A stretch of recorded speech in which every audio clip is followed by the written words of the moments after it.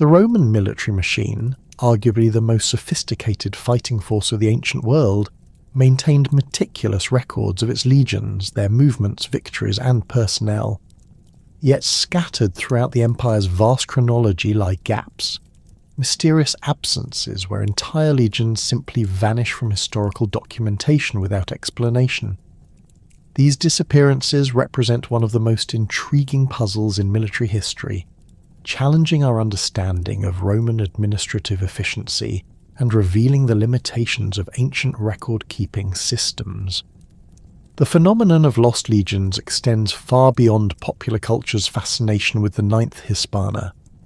Multiple Roman legions disappeared from official records during various periods of the empire's expansion and consolidation, each case presenting unique circumstances and levels of historical mystery. The 17th, 18th and 19th legions met their documented end in the Teutoburg forest disaster of 9 AD, yet their fate remained so traumatic for Roman consciousness that their numbers were never reused, a practice that speaks volumes about the psychological impact of military catastrophe on Roman society. Roman military documentation followed established protocols that make these disappearances all the more perplexing.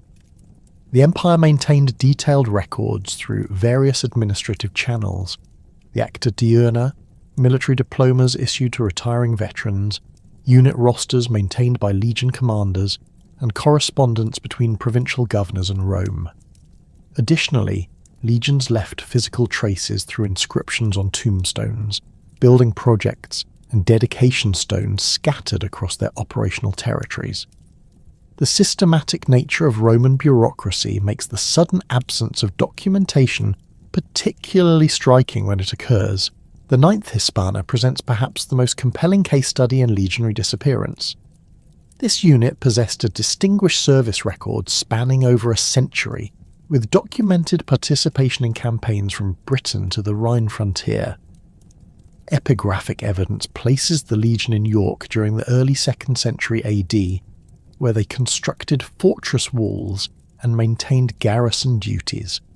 Tombstones of 9th Legion soldiers found in York provide detailed information about individual servicemen, their origins, length of service, and family connections, painting a picture of a fully operational military unit integrated into the provincial administration. The last definitive evidence of the 9th Hispana's existence comes from building inscriptions dated to approximately 108 AD in York. After this point, the historical record becomes frustratingly sparse.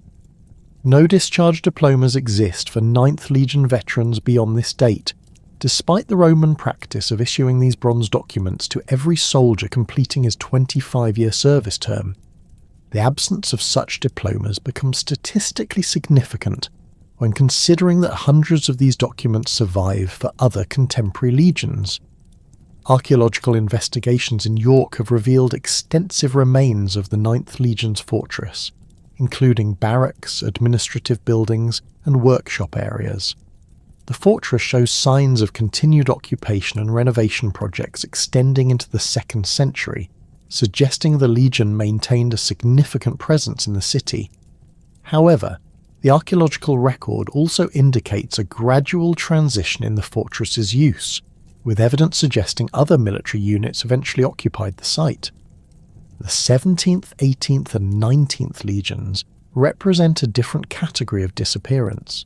Units whose destruction was historically documented, but whose fate became so symbolically powerful that Rome never reused their numerical designations. These legions, along with auxiliary units totaling approximately 20,000 men, were annihilated in the Teutoburg forest under the command of Publius Quinctilius Varus. The disaster occurred when Arminius, a Germanic chieftain who had served as a Roman auxiliary commander, orchestrated a coordinated ambush during what Roman forces believed was a routine march to suppress a minor rebellion. The Teutoburg massacre unfolded over 3 days as Roman columns became strung out along forest paths, unable to deploy their standard battle formations. Germanic warriors attacked from concealed positions among the trees, picking off isolated groups of legionaries while preventing any coordinated Roman response. Archaeological excavations at Calcrease, identified as the likely battle site, have revealed scattered Roman military equipment, coins, and human remains spread across several square kilometres, providing physical evidence of the battle's chaotic nature. Roman military culture invested profound symbolic significance in the legionary eagle standard, known as the aquila. Each legion possessed a single golden eagle mounted on a wooden staff, carried by the aquilifae, who ranked among the legion's most trusted soldiers. The eagle represented not merely the unit's identity, but embodied the spiritual connection between the legion and Rome itself. Loss of the eagle constituted the ultimate military disgrace, effectively ending the legion's existence regardless of surviving personnel. The recovery of lost eagles became matters of imperial priority, often driving military campaigns years or decades after the original defeat. Augustus dispatched multiple expeditions into Germania specifically to recover the 3 eagles lost at Teutoburg, achieving partial success under Germanicus's campaigns between 14 and 16 AD. The symbolic importance of these recoveries extended beyond military considerations. They represented Rome's refusal to accept permanent defeat and maintained the fiction of imperial invincibility. Roman legionary recruitment evolved significantly throughout the imperial period, affecting how we understand legion disappearances. Early legions drew heavily from Italian populations, creating units with strong regional identities and family connections that generated extensive documentation through tombstones and personal correspondence. Later imperial legions increasingly recruited from frontier provinces, producing soldiers with fewer literary connections to Rome and consequently less detailed historical records. The recruitment process itself created natural documentation points that make legion disappearances more puzzling. Potential legionaries underwent medical examinations, background checks, and formal enrollment ceremonies recorded in military registers. Each soldier received a lead identification tag and had his physical description recorded in unit files. The systematic nature of this process means that legion disappearances represent failures not just of battlefield survival, but of entire administrative systems. Epigraphic evidence provides crucial insights into legion movements and activities, though its interpretation requires careful analysis. Tombstones represent our most abundant source of information about individual legionaries, typically including the deceased's name, age, length of service, unit designation, and origin. These inscriptions cluster around major military bases and campaign areas, creating geographical patterns that help historians track legion deployments over time. Building inscriptions offer another category of evidence, as legions regularly constructed fortifications, roads, aqueducts, and public buildings throughout their operational areas. These projects required significant time investments and typically included dedicatory inscriptions identifying the responsible units. The sudden cessation of such inscriptions for particular legions provides chronological markers for their disappearance from active service. Literary sources complement archaeological and epigraphic evidence but present their own interpretive challenges. Ancient historians like Tacitus, Dio Cassius, and Ammianus Marcellinus provide narrative accounts of military campaigns and legion activities, though their focus typically centered on major events rather than routine administrative details. The absence of literary references to specific legions might indicate their destruction, transfer to other theatres, or simply their involvement in activities deemed unworthy of historical attention.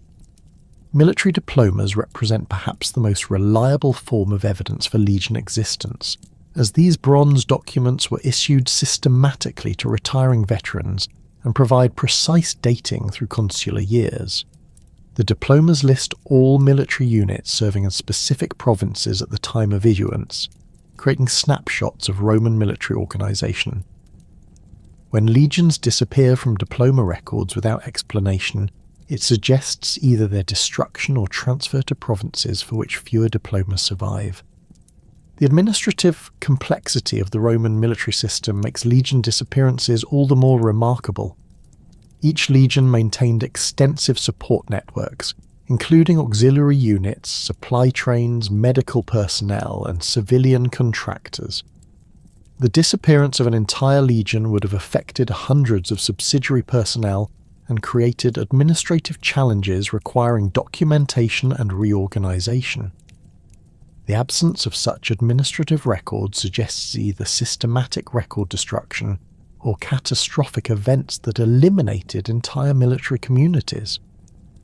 Modern archaeological techniques have revolutionized our understanding of Roman military sites, revealing evidence invisible to earlier generations of historians.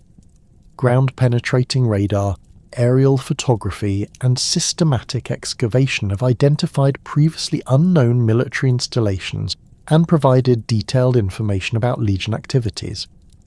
Sites like Calcrease demonstrate how archaeological evidence can illuminate historical events previously known only through fragmentary literary accounts. The study of Roman military equipment provides additional insights into legion identities and movements. Legionary gear carried distinctive markings identifying specific units, and the distribution patterns of this equipment across archaeological sites help track legion deployments. Weapons, armour fragments, and personal items found at military sites create material records of Roman military presence that complement textual sources. The establishment of the IX Hispana occurred during one of the most turbulent periods in Roman history, when the Republic's traditional institutions struggled to contain the ambitions of powerful military commanders and the empire's expanding territorial demands. During the late Republican period, roughly between 90 and 50 BC, Roman military organization underwent fundamental transformations that would define imperial legionary structure for centuries to come. The Marian reforms of 107 BC had already professionalized the Roman army, creating standardized legions of approximately 5,000 men each, equipped with uniform weapons and trained in consistent tactical formations.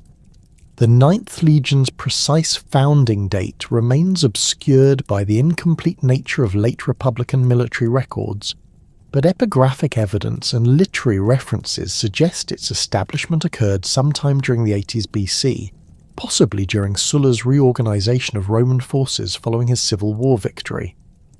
The legion's cognomen Hispana indicates early service in the Iberian Peninsula, though this designation may have been applied retroactively to distinguish it from other 9th Legions that existed simultaneously during periods of military expansion. Early Roman legions drew their personnel primarily from Italian populations, with the 9th Hispana likely recruiting heavily from central and southern Italian communities. Recruitment officers, known as delectatores, travelled through designated territories conducting the annual levy, selecting men between ages 17 and 46 who met physical and property requirements. Potential legionaries underwent medical examinations checking for physical defects, adequate height, and general fitness for military service. Those accepted took the military oath, the sacramentum, binding themselves to obedience and service for the campaign duration or later for fixed terms of service. The legion's early organizational structure followed established patterns that had evolved through decades of military experience. Each legion consisted of 10 cohorts, with the first cohort containing approximately 800 men divided into 5 centuries of 160 soldiers each, while the remaining 9 cohorts contained roughly 480 men, organized into 6 centuries of 80 soldiers. This structure provided tactical flexibility while maintaining administrative efficiency, allowing commanders to deploy cohorts independently or combine them for major operations. Training regimens for new legionaries emphasized both individual combat skills and unit coordination. Recruits practiced sword work using wooden gladii against training posts, learning the precise thrusting techniques that made Roman infantry so effective in close combat. Shield work received equal attention, as the scutum served both defensive and offensive functions in Roman tactical systems. Javelin throwing with the pilum required extensive practice to achieve the accuracy and timing necessary for effective battlefield deployment. Beyond individual weapons training, recruits learned complex formation maneuvers, including the testudo formation for siege operations and various battle line deployments. The 9th Legion's first major campaign opportunity came during Julius Caesar's consulship in 59 BC, when he secured command of Gallic Gaul and Illyricum for an unprecedented 5-year term. Caesar inherited a military situation in Gaul that demanded immediate attention, as the Helvetii tribe had begun a massive migration that threatened Roman interests and allied territories. The 9th Hispana formed part of Caesar's initial force of 4 legions, joining the 7th, 8th and 10th legions in what would become one of history's most famous military campaigns. Caesar's Gallic Wars began in 58 BC with the Helvetii crisis, though the 9th Legion's specific role in this opening campaign remains unclear from surviving sources. Caesar's own commentaries, while detailed about overall strategy and major battles, rarely identify individual legion contributions except in exceptional circumstances. However, the systematic nature of Roman military operations suggests the 9th Hispana participated in the standard legionary duties of camp construction, foraging expeditions, and battle line formation that characterise Caesar's methodical approach to warfare.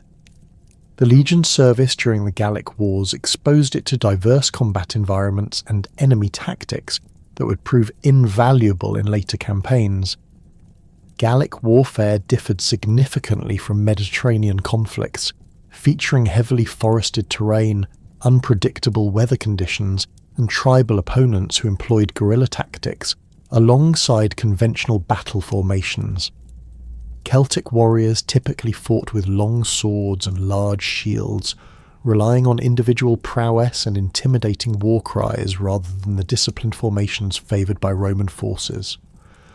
Archaeological evidence from Gallic war battle sites reveals the material conditions under which the 9th Legion operated during this period.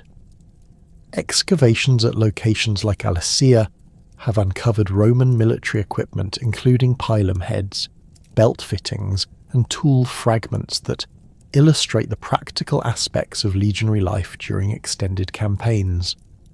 The discovery of Roman siege works, including the famous double walls at Alesia, demonstrates the engineering capabilities that Caesar's legions, including the 9th, developed during their Gallic service. The 9th Legion's absence from the siege of Gergovia in 52 BC represents one of the few specific details about its deployment during the Gallic Wars. Caesar's commentaries describe this operation as one of his rare tactical defeats, where Vercingetorix's forces successfully defended their hilltop stronghold and inflicted significant casualties on the attacking Romans. The legions present at Gergovia included the 7th, 8th, and 10th, along with auxiliary forces, but the 9th Hispania was apparently assigned to other duties during this campaign phase.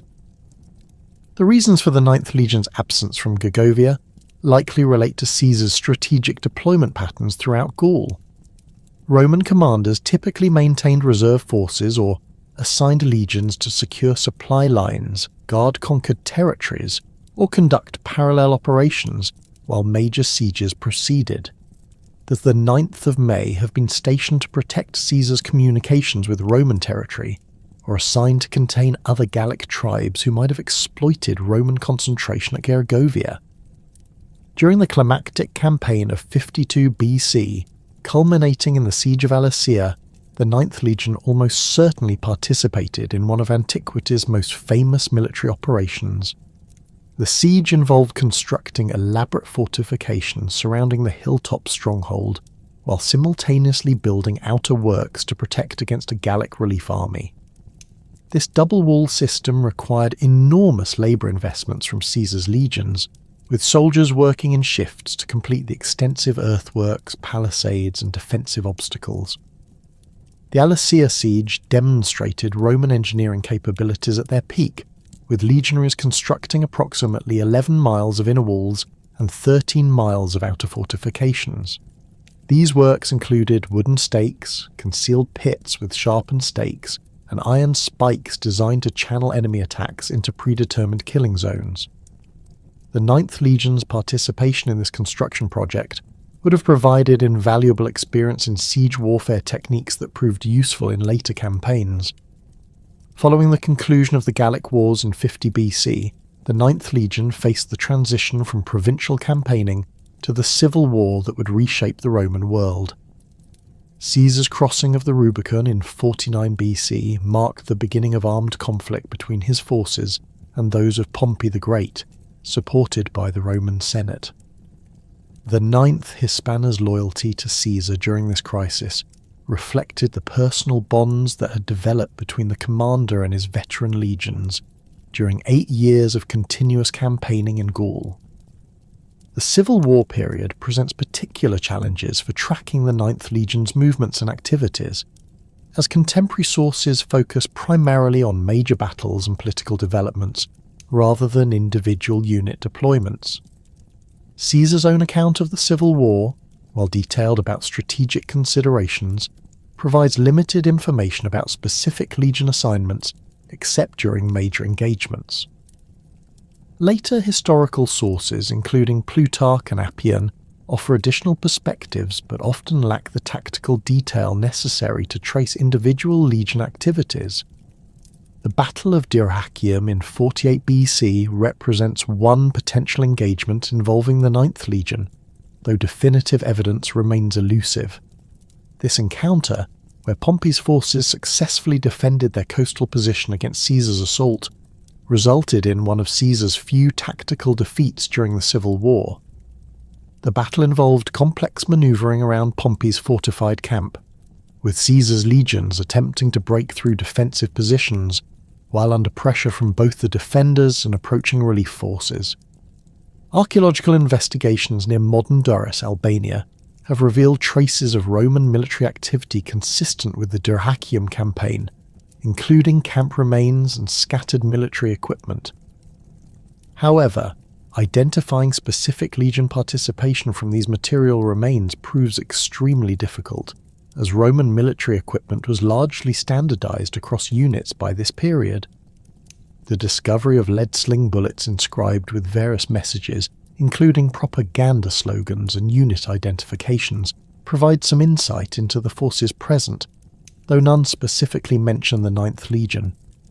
The decisive Battle of Pharsalus in 48 BC likely involved the 9th Legion, given its status as one of Caesar's veteran Gallic war units. This engagement, fought on the plains of Thessaly, pitted Caesar's experienced but outnumbered legions against Pompey's larger but less cohesive forces. The battle's outcome depended heavily on the performance of Caesar's veteran legions, who executed complex tactical maneuvers under extreme pressure while facing superior numbers and challenging battlefield conditions. Pharsalus demonstrated the tactical superiority of Caesar's Gallic war veterans over Pompey's more diverse forces, which included recently recruited Italian legions, Eastern auxiliaries, and allied contingents with varying levels of training and motivation. The 9th Legion's hypothetical participation in this victory would have added to its distinguished service record while providing combat experience against fellow Romans rather than foreign enemies. The transition to imperial service under Augustus brought significant changes to the 9th Legion's operational environment and administrative structure. Augustus's military reforms established permanent legionary bases, standardized equipment and training procedures, and created systematic rotation policies for provincial assignments. The 9th Hispana adapted to these changes while maintaining its identity as a veteran unit with distinguished combat experience. Early imperial campaigns in the Pannonian regions exposed the 9th Legion to new types of warfare and geographical challenges. The Pannonian tribes, inhabiting areas of modern Hungary and Croatia, employed tactics combining conventional battle formations with guerrilla warfare adapted to their heavily forested and mountainous terrain. Roman forces operating in Pannonia faced logistical challenges related to supply line security, seasonal weather variations, and the need to construct permanent fortifications in strategically important locations. The Ninth Legion's service in Germania under Augustus represented perhaps its most challenging assignment during the early imperial period. Germanic warfare differed significantly from both Gallic and Pannonian conflicts, featuring tribal confederations capable of fielding large armies while simultaneously conducting widespread raids across extensive territories. Germanic warriors typically fought with spears, shields, and long swords, relying on mass charges and psychological intimidation rather than sophisticated tactical formations. Roman military operations in Germania required extensive engineering projects, including road construction, bridge building, and fortress construction in hostile territory.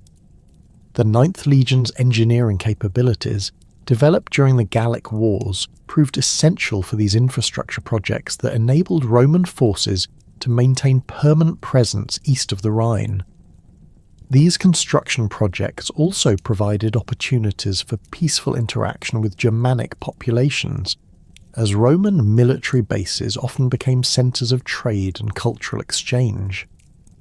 The administrative demands of imperial service required the Ninth Legion to maintain detailed records of personnel, equipment, and operational activities. These records, while largely lost to time, would have included individual soldier files, unit strength reports, equipment inventories, and correspondence with provincial governors and imperial administrators. The systematic nature of Roman military bureaucracy during this period created multiple documentation streams that make the legion's later disappearance all the more mysterious. The Claudian invasion of Britain in 43 AD represented the culmination of decades of Roman intelligence gathering, diplomatic manoeuvring, and strategic planning regarding the mysterious island beyond Gaul. Emperor Claudius inherited a complex situation involving British tribal politics, refugee chieftains seeking Roman support, and growing concerns about Druidic influence emanating from Britain's sacred groves. The IXth Hispana's selection for this prestigious campaign reflected its proven combat record and administrative capabilities developed through decades of frontier service in Germania and Pannonia. Preparations for the British expedition began months before the actual invasion, with Roman forces concentrating at Gessariacum under the command of Aulus Plautius. The Ninth Legion joined three other legions, the 2nd Augusta, 14th Gemina, and 20th Valeria Victrix, along with approximately 20,000 auxiliary troops drawn from Gallic, Germanic, and Thracian populations. This force represented one of the largest military concentrations assembled by Rome since Augustus's Germanic campaigns, indicating the strategic importance Claudius placed on British conquest. The invasion fleet required extensive logistical coordination, with Roman engineers constructing specialized transport vessels capable of carrying legionary equipment, artillery pieces, and cavalry mounts across the unpredictable waters of the English Channel. Each legion needed approximately 40 ships to transport its full strength, along with essential supplies, weapons, and engineering equipment. The IXth Hispana's transport requirements included not only its 5,000 legionaries, but also the legion's complement of artillery pieces, construction tools, medical supplies, and administrative records necessary for establishing permanent operations in hostile territory. Weather conditions in the spring of 43 AD created initial delays for the invasion force, as channel storms prevented safe passage for the heavily loaded transport vessels. Roman naval commanders, drawing on experience from earlier amphibious operations in Germania and along the Rhine frontier, waited for favourable wind patterns and tidal conditions that would allow the fleet to maintain formation during the crossing. The delay provided additional time for final equipment checks, tactical briefings, and religious ceremonies designed to secure divine favour for the expedition. The actual channel crossing occurred during favourable weather windows in late spring, with the Roman fleet departing in multiple waves to avoid overcrowding the British landing sites. The Ninth Legion likely sailed in the second or third wave, following advance forces that secured initial beachheads and established defensive perimeters. Roman landing procedures, refined through decades of riverine operations in Germania, emphasized rapid disembarkation and immediate fortification construction to protect vulnerable troops and equipment during the critical transition from sea to land operations. British resistance to the Roman landings proved less coordinated than Plautius had anticipated, reflecting the fragmented nature of tribal politics in southeastern Britain. The Catuvalauni Confederation, led by Caratacus and Togodumnus following their father Cunobelinus's death, controlled extensive territories north of the Thames, but faced opposition from rival tribes who viewed Roman intervention as an opportunity to settle old grievances. The Atrebates, under Verrica's leadership, had actively sought Roman support against Catuvalaunian expansion, providing Claudius with a diplomatic justification for invasion. The 9th Legion's first major engagement in Britain occurred during the advance inland from the landing beaches, as Roman forces encountered British warbands attempting to harass the invaders' supply lines and prevent the establishment of permanent bases. British warriors typically fought from horse-drawn chariots, a tactical system that had disappeared from continental European warfare centuries earlier, but remained effective in the British Isles' terrain conditions. These chariots carried 2 men, a driver and a warrior, who would ride close to enemy formations before the fighter dismounted to engage in individual combat, while the charioteer manoeuvred to provide support or extraction. Roman tactical doctrine proved highly effective against British chariot warfare, as legionary formations provided mutual support that negated the individualistic approach favoured by Celtic warriors. The 9th Legion's veterans used their pilum javelins to target chariot horses, disrupting British mobility and forcing warriors to fight on foot, where Roman training and equipment advantages became decisive. The Legion's centuries maintained tight formations with overlapping shields, creating defensive walls that British warriors found difficult to penetrate, while exposing themselves to systematic Roman counterattacks. The advance toward the Thames River required the 9th Legion to participate in extensive engineering projects, including road construction, bridge building, and fort establishment at strategic intervals. Roman military doctrine emphasized the creation of permanent infrastructure that could support long-term occupation rather than temporary conquest, reflecting lessons learned from earlier campaigns in Gaul and Germania. The Legion's engineering capabilities, developed through decades of frontier construction projects, proved essential for creating the logistical network necessary to sustain Roman operations deep in British territory. River crossings presented particular challenges for Roman forces operating in Britain, as the island's numerous waterways provided natural defensive barriers that British tribes could exploit to slow Roman advances. The Thames crossing, accomplished through a combination of bridge construction and amphibious assault techniques, demonstrated Roman engineering superiority while eliminating a major obstacle to further territorial expansion. The 9th Legion's participation in this operation likely involved both combat duties against defending British forces and construction work on the temporary bridges required for heavy equipment transport. The death of Togodumnus during the Thames campaign removed one of the primary British resistance leaders, though Caratacus escaped to continue organising opposition from Western territories. This development significantly altered British political dynamics, as various tribal leaders reassessed their positions regarding Roman rule versus continued resistance. The 9th Legion's role in subsequent pacification operations involved not only combat duties but also diplomatic activities designed to secure tribal submissions and establish Roman administrative authority over conquered populations. Fort construction represented a crucial aspect of the 9th Legion's British service, as Roman military doctrine required permanent fortifications at regular intervals to secure conquered territory and provide bases for further operations. The Legion's construction projects typically followed standardized designs developed through decades of frontier experience, featuring rectangular layouts with defensive walls, internal buildings arranged around central courtyards and external defensive works adapted to local terrain conditions. These forts served multiple functions as military bases, administrative centres, and economic hubs that facilitated Roman cultural penetration into British society. The 9th Legion's involvement in road-building projects across southeastern Britain created lasting infrastructure that survived long after Roman withdrawal from the island. Roman road construction techniques, refined through centuries of experience across diverse geographical environments, emphasized durability and strategic connectivity rather than mere transportation convenience. These roads facilitated rapid troop movements, efficient supply transport, and administrative communication, while also promoting economic development and cultural exchange between Roman and British populations. Supply line management presented ongoing challenges for Roman forces operating in Britain, as the island's separation from continental supply bases required careful coordination of shipping schedules, weather considerations, and storage facilities.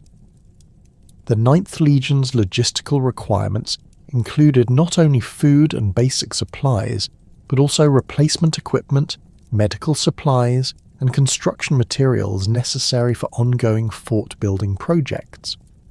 Roman quartermasters established supply depots at strategic locations, often co-located with military installations, to ensure adequate resource availability during campaign seasons. The establishment of Roman administrative systems in conquered British territories required the 9th Legion to participate in census operations, tax collection procedures, and legal system implementation alongside its military duties. Roman provincial administration emphasized the gradual integration of local populations into imperial structures, rather than wholesale replacement of existing systems, requiring legionary personnel to serve as administrators, judges, and cultural intermediaries in addition to their combat roles. This multifaceted approach to occupation reflected Roman understanding that long-term territorial control required local cooperation rather than purely military dominance. British tribal responses to Roman occupation varied significantly across different regions and social groups, with some communities embracing Roman economic opportunities while others maintained resistance through passive non-cooperation or active rebellion. The 9th Legion encountered the full spectrum of these responses during its pacification duties, requiring tactical flexibility and cultural sensitivity in addition to military effectiveness. Roman commanders recognized that excessive brutality could provoke widespread rebellion, while insufficient firmness might encourage resistance movements. The integration of British auxiliary units into Roman military structure provided the 9th Legion with valuable local knowledge while simultaneously creating opportunities for cultural exchange and political cooperation. British warriors who joined Roman forces brought expertise in local terrain, weather patterns, and tribal politics that proved invaluable for ongoing military operations. These auxiliary units typically maintained their traditional weapons and fighting techniques while adopting Roman discipline and organizational structures, creating hybrid military formations that combine the best aspects of both military traditions. Religious and cultural interactions between Roman legionaries and British populations created complex dynamics that affected military operations and long-term occupation success. The 9th Legion encountered Druidic religious practices that Romans viewed as both politically dangerous and culturally fascinating, leading to policies that sought to eliminate Druidic political influence while tolerating other aspects of British religious tradition. Roman religious tolerance, combined with the gradual introduction of imperial cult practices, created syncretic religious environments that facilitated cultural integration while maintaining Roman political control. Economic development in Roman-occupied Britain provided opportunities for 9th Legion veterans to establish businesses, acquire land, and integrate into civilian society following their military service. The Legion's construction projects created demand for skilled craftsmen, while Roman agricultural techniques and trade connections opened new economic opportunities for both Roman settlers and cooperative British populations. This economic integration created stakeholder communities with vested interests in maintaining Roman rule, strengthening the occupation's long-term stability. The 9th Legion's medical services adapted to British environmental conditions and disease patterns that differed significantly from Mediterranean or continental European contexts. British climate conditions, dietary differences, and exposure to unfamiliar pathogens required Roman military medicine to develop new treatment protocols and preventive measures. Legion medical personnel trained in Roman military hospitals and supplemented by local practitioners familiar with British medicinal plants created hybrid medical systems that improved soldier health and survival rates during extended British service. Training programs for British auxiliary recruits provided the 9th Legion with opportunities to refine its instructional techniques while adapting Roman military methods to British cultural contexts. These programs required Roman instructors to communicate across language barriers, modify training techniques for different physical capabilities and cultural backgrounds, and integrate British tactical knowledge into Roman military systems. The success of these training programs directly affected the Legion's operational effectiveness and the broader success of Roman occupation policies. The 9th Legion's medical services adapted to British environmental conditions and disease patterns that differed significantly from Mediterranean or continental European contexts. British climate conditions, dietary differences, and exposure to unfamiliar pathogens required Roman military medicine to develop new treatment protocols and preventive measures. Legion medical personnel trained in Roman military hospitals and supplemented by local practitioners familiar with British medicinal plants created hybrid medical systems that improved soldier health and survival rates during extended British service. The administrative failures that precipitated Boudicca's rebellion began with the death of Prasutagus, king of the Iceni tribe, sometime around 59 or 60 AD. Prasutagus had maintained a complex relationship with Roman authorities, serving as a client king who retained nominal independence while acknowledging Roman supremacy and paying tribute.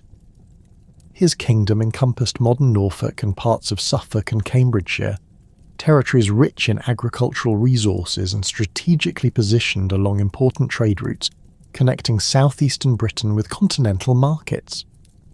Prasutagus's will, designed to ensure his kingdom's survival under Roman rule, divided his estates between his daughters and Emperor Nero, following established precedents for client kingdom succession.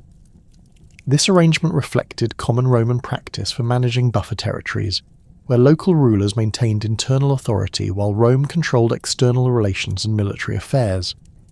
However, the will's implementation revealed fundamental misunderstandings between Roman legal concepts and British tribal traditions regarding inheritance, property rights, and political authority. Roman procurator Catus Decianus interpreted Prasutagus's death as an opportunity to fully incorporate Iceni territory into direct Roman administration, viewing the client kingdom arrangement as a temporary expedient that had outlived its usefulness.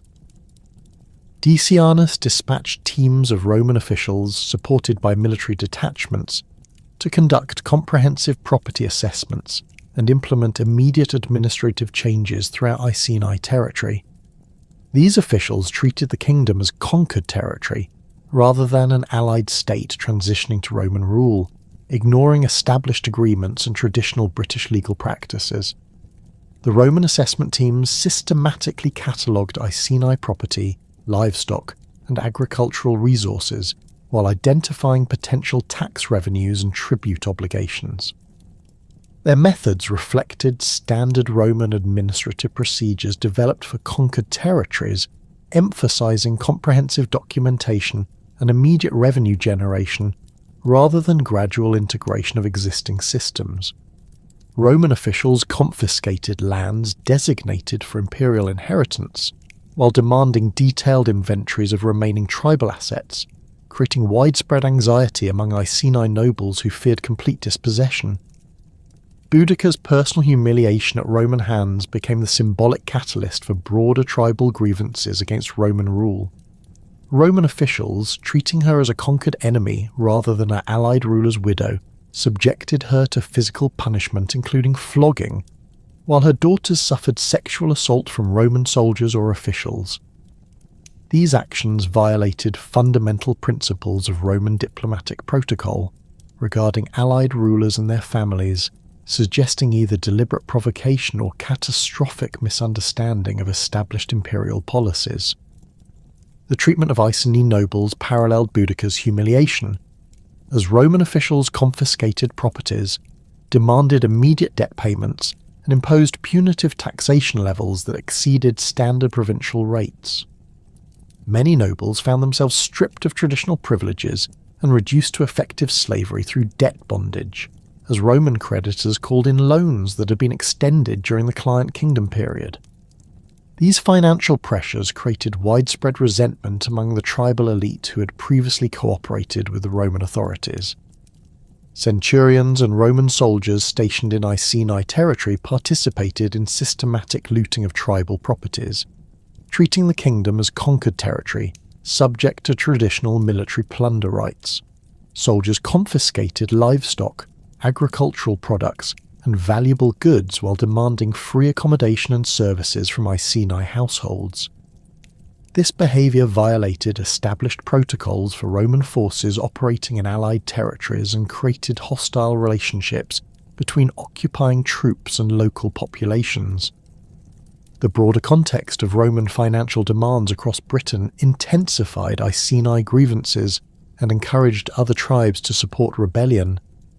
Seneca the Younger, the philosopher and Nero's advisor, had extended massive loans to British tribal leaders at favourable terms during the conquest period, apparently as part of imperial policy to encourage cooperation and economic development.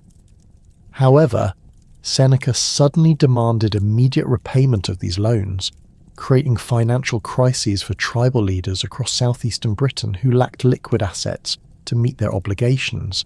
Military preparations for rebellion began with secret communications between Iceni leaders and representatives from neighbouring tribes who harboured similar grievances against Roman rule. The Trinovantes, whose traditional capital at Camulodunum had been transformed into a Roman colonia populated by veteran soldiers, provided crucial support for Boudicca's uprising. These veterans had received land grants from confiscated Trinovantian territory, creating permanent resentment among displaced tribal members who viewed the colonists as occupying forces rather than legitimate settlers. The Roman temple dedicated to Claudius in Camulodunum represented a particular source of tribal anger, as its construction required forced labour from local populations, while its maintenance demanded ongoing tribute payments from surrounding communities. The temple's design deliberately emphasised Roman dominance through monumental architecture that dwarfed traditional British buildings, while its religious ceremonies celebrated imperial conquest and British subjugation. Tribal leaders viewed the temple as a symbol of cultural destruction and religious oppression that justified violent resistance. Boudicca's coalition-building efforts extended beyond the Iceni and Trinovantes to include elements from other southeastern tribes who had experienced similar treatment from Roman administrators. The rebellion's timing coincided with Governor Suetonius Paulinus's campaign against Druids on the island of Mona, which had removed significant Roman military forces from southeastern Britain and created opportunities for coordinated tribal action. Paulinus's absence meant that immediate Roman response capabilities were limited to scattered garrison forces and auxiliary units stationed throughout the region. The rebellion's outbreak in early 60 AD caught Roman authorities completely unprepared, as intelligence networks had failed to detect the extensive planning and coordination required for simultaneous tribal uprisings across multiple territories. Roman administrative confidence in their control over pacified British tribes had led to complacency regarding security arrangements and military preparedness in areas considered fully integrated into imperial administration. The systematic nature of the initial attack suggested months of careful preparation and sophisticated communication networks that had operated undetected by Roman surveillance systems. Camulodunum's destruction began with coordinated attacks on isolated Roman properties and administrative buildings throughout the surrounding countryside, preventing survivors from reaching the Colonia with advance warning of the approaching tribal forces. Boudicca's warriors systematically eliminated Roman outposts and communication stations, ensuring that news of the rebellion's outbreak would not reach other Roman commanders until the initial phase of destruction was complete. This tactical approach demonstrated sophisticated understanding of Roman administrative and military systems that enabled maximum strategic surprise. The Colonia itself possessed minimal defensive capabilities, as its planners had assumed that pacified British tribes posed no significant military threat to established Roman settlements. The veteran colonists had constructed typical Roman urban infrastructure, including forums, temples, theatres, and residential districts, but had not invested in substantial defensive walls or military installations that might have provided protection against tribal attacks. The settlement's prosperity and civilian character made it an attractive target, while its defensive weaknesses ensured rapid conquest. Archaeological evidence from Camulodunum reveals the systematic nature of the destruction inflicted by Boudicca's forces, with excavations uncovering thick layers of ash and burned debris containing Roman artifacts, building materials, and human remains. The destruction layer extends across the entire urban area, indicating that tribal forces methodically burned every significant structure rather than conducting selective attacks on specific targets. Pottery fragments, metalwork, and personal belongings found within the destruction layer provide insights into the daily lives of colonists who perished during the attack. The 9th Legion's response to reports of trouble in the Camulodunum region reflected standard Roman military procedures for dealing with provincial disturbances, though intelligence regarding the rebellion's scale and intensity remained incomplete when Petilius Cerialis received orders to march south from the legion's base. Cerialis commanded approximately 2,000 legionaries along with auxiliary units, representing a significant but not overwhelming force that Roman commanders considered adequate for suppressing typical tribal unrest, based on previous British experiences. The legion's march toward Camulodunum followed established Roman roads that provided rapid movement capabilities, but also created predictable routes that tribal forces could monitor and potentially ambush. Roman military doctrine emphasized speed and shock action when responding to provincial rebellions, assuming that rapid deployment of disciplined troops would overwhelm disorganized tribal resistance before it could spread to other regions. However, this approach proved disastrously inappropriate given the rebellion's actual scale and level of preparation. Boudicca's forces intercepted the 9th Legion's advance elements before they could reach Camulodunum, demonstrating tactical intelligence and coordination that exceeded Roman expectations for British tribal capabilities. The ambush site, likely located along the main Roman road between modern Peterborough and Colchester, provided advantageous terrain for tribal forces while limiting Roman tactical options and preventing effective deployment of standard legionary formations. Dense woodland and broken ground negated Roman advantages in discipline and equipment, while favouring British mobility and local knowledge. The battle itself unfolded as a running engagement rather than a single decisive encounter, with tribal forces conducting multiple attacks against different portions of the Roman column as it attempted to maintain formation while advancing through increasingly hostile territory. British warriors used their superior knowledge of local terrain to strike at vulnerable points in the Roman march order, while avoiding direct confrontation with concentrated legionary formations that might have turned the tactical situation in Rome's favour. Roman casualties during this engagement were severe but not total, contrary to popular accounts that describe complete destruction of the 9th Legion. Archaeological evidence and subsequent historical references indicate that significant portions of the legion survived the encounter, though losses in officers, experienced centurions, and veteran soldiers seriously compromised unit effectiveness. The legion's eagle standard may have been lost during the fighting, though definitive evidence for this catastrophe remains elusive in surviving historical sources. Survivors from the 9th Legion's encounter with Boudicca's forces retreated to defensive positions where they could reorganise and await reinforcement from other Roman units in Britain. The psychological impact of the defeat extended beyond immediate tactical consequences, as news of a Roman legion's defeat by British tribal forces spread rapidly throughout the province and encouraged additional tribes to join the rebellion. Roman military prestige, carefully cultivated through decades of successful campaigns, suffered serious damage that required dramatic action to restore imperial credibility. The destruction of Londinium followed Camulodunum's fall as Boudicca's forces continued their systematic campaign against Roman settlements and administrative centres throughout southeastern Britain. Londinium, though not yet the major urban centre it would later become, served as an important commercial hub and administrative centre that represented Roman economic penetration into British society. The settlement's riverside location provided strategic advantages for trade and transportation, while its growing population of Roman merchants, administrators, and British collaborators made it a valuable target for tribal forces seeking to eliminate Roman influence.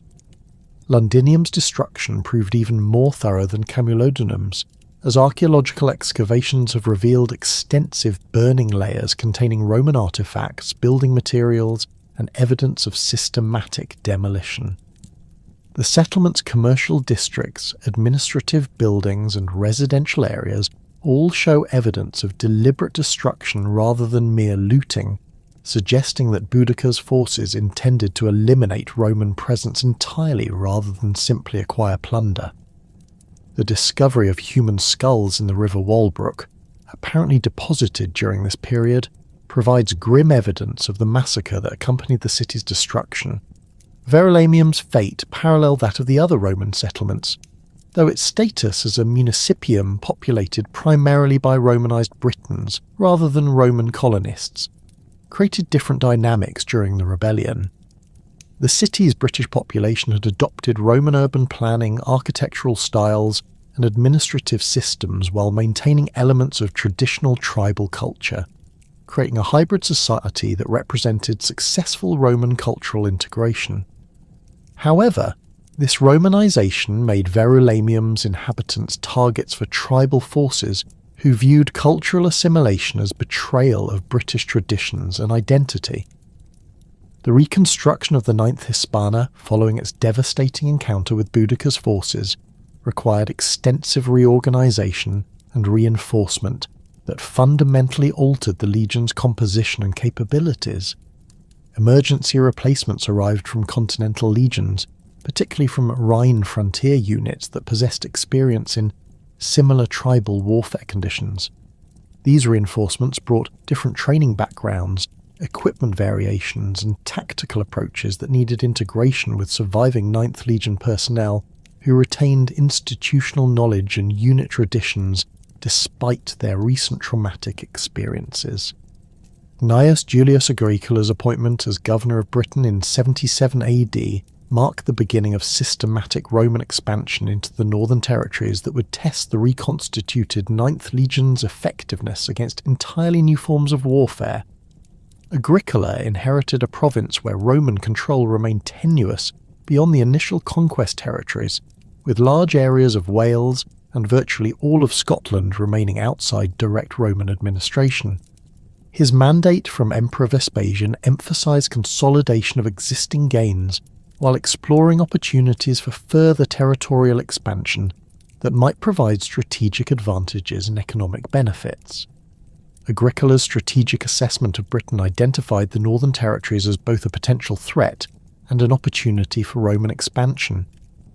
Caledonian tribes possessed sophisticated military capabilities, extensive territorial knowledge, and political organisations that enabled coordinated resistance against Roman advances. However, these same territories contained valuable natural resources including metals, agricultural land, and strategic positions that could enhance Roman defensive capabilities while providing economic returns to justify conquest expenses. The 9th Legion's deployment to northern Britain began with preliminary reconnaissance operations designed to gather intelligence about Caledonian tribal structures, military capabilities, and territorial organisation. Roman scouts, supported by British auxiliary units familiar with northern terrain conditions, conducted systematic surveys of major river valleys, mountain passes, and coastal areas that might provide invasion routes or defensive positions. These reconnaissance missions revealed the complex geographical challenges that would characterise subsequent military operations in Scotland's diverse landscape. Caledonian warfare differed significantly from the tribal conflicts Romans had encountered in southern Britain, Gaul, or Germania. Highland warriors possessed intimate knowledge of mountainous terrain that provided numerous opportunities for ambushes, defensive positions, and strategic withdrawals when facing superior Roman forces. Their military organisation emphasised mobility and flexibility, rather than the fixed battle formations that Roman tactics were designed to counter, creating tactical challenges that required significant adaptations to standard legionary procedures. The advance into Caledonian territory began with the establishment of forward operating bases at strategic locations that could support extended military operations, while providing secure supply lines back to Roman-controlled territories. The 9th Legion participated in constructing these installations, applying engineering expertise developed through decades of frontier construction projects to create fortifications adapted to Scottish geographical conditions and defensive requirements. Fort construction in the Scottish Highlands required modifications to standard Roman military architecture due to local terrain conditions, climate factors, and available building materials. Highland forts typically featured stone foundations where suitable materials were available, with timber superstructures designed to withstand severe weather conditions, including heavy rainfall, strong winds, and occasional snow.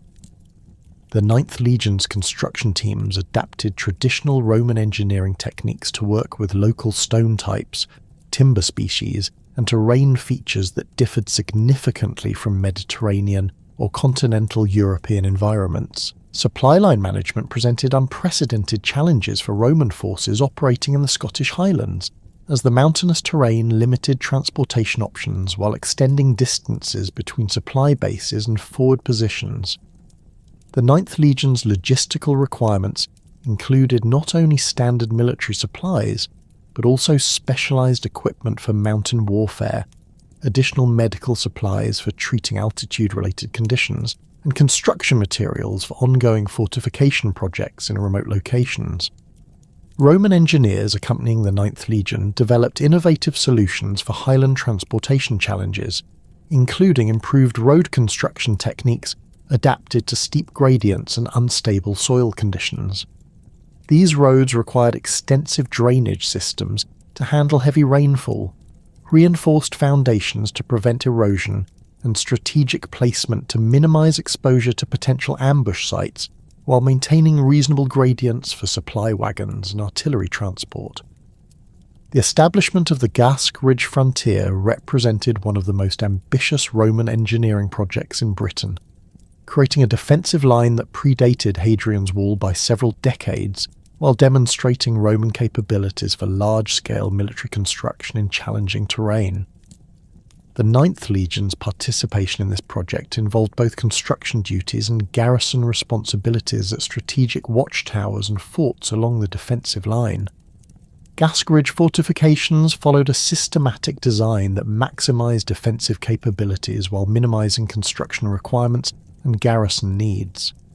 Watchtowers positioned at regular intervals provided visual communication networks that enabled rapid transmission of intelligence about Caledonian movements, while larger forts housed garrison forces capable of responding to identified threats. The 9th Legion's personnel rotated through various positions along this frontier, gaining experience with different aspects of Highland defensive operations. Signal systems along the Gasque Ridge employed both visual and auditory methods adapted to Highland weather conditions that frequently limited visibility due to fog, rain, or snow. Roman signal fires used specially prepared fuel mixtures that produced distinctive smoke colours and patterns, while horn signals provided backup communication during periods of poor visibility. The 9th Legion's signalling personnel required extensive training to master these communication techniques and maintain reliable contact between widely dispersed positions. Caledonian responses to Roman frontier construction demonstrated sophisticated understanding of Roman military engineering and tactical capabilities. Highland tribes conducted systematic harassment campaigns against Roman construction sites, supply convoys, and isolated outposts while avoiding direct confrontation with concentrated Roman forces. These tactics forced the 9th Legion to adapt its operational procedures to provide adequate security for construction projects while maintaining offensive capabilities for pursuing tribal raiders. The advance beyond the Gask Ridge into the Central Highlands exposed the 9th Legion to increasingly difficult terrain and weather conditions that tested Roman military adaptation capabilities. Highland valleys provided natural invasion routes, but also created potential trap sites where Caledonian forces could concentrate against extended Roman columns. Mountain passes offered strategic positions for controlling territorial access, but required extensive engineering work to make them suitable for Roman military traffic.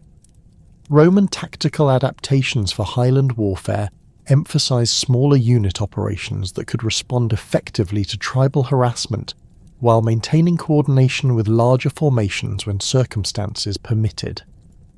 The 9th Legion developed specialized patrol techniques, modified equipment configurations, and communication procedures designed specifically for mountain warfare conditions that differed significantly from traditional Roman military doctrine.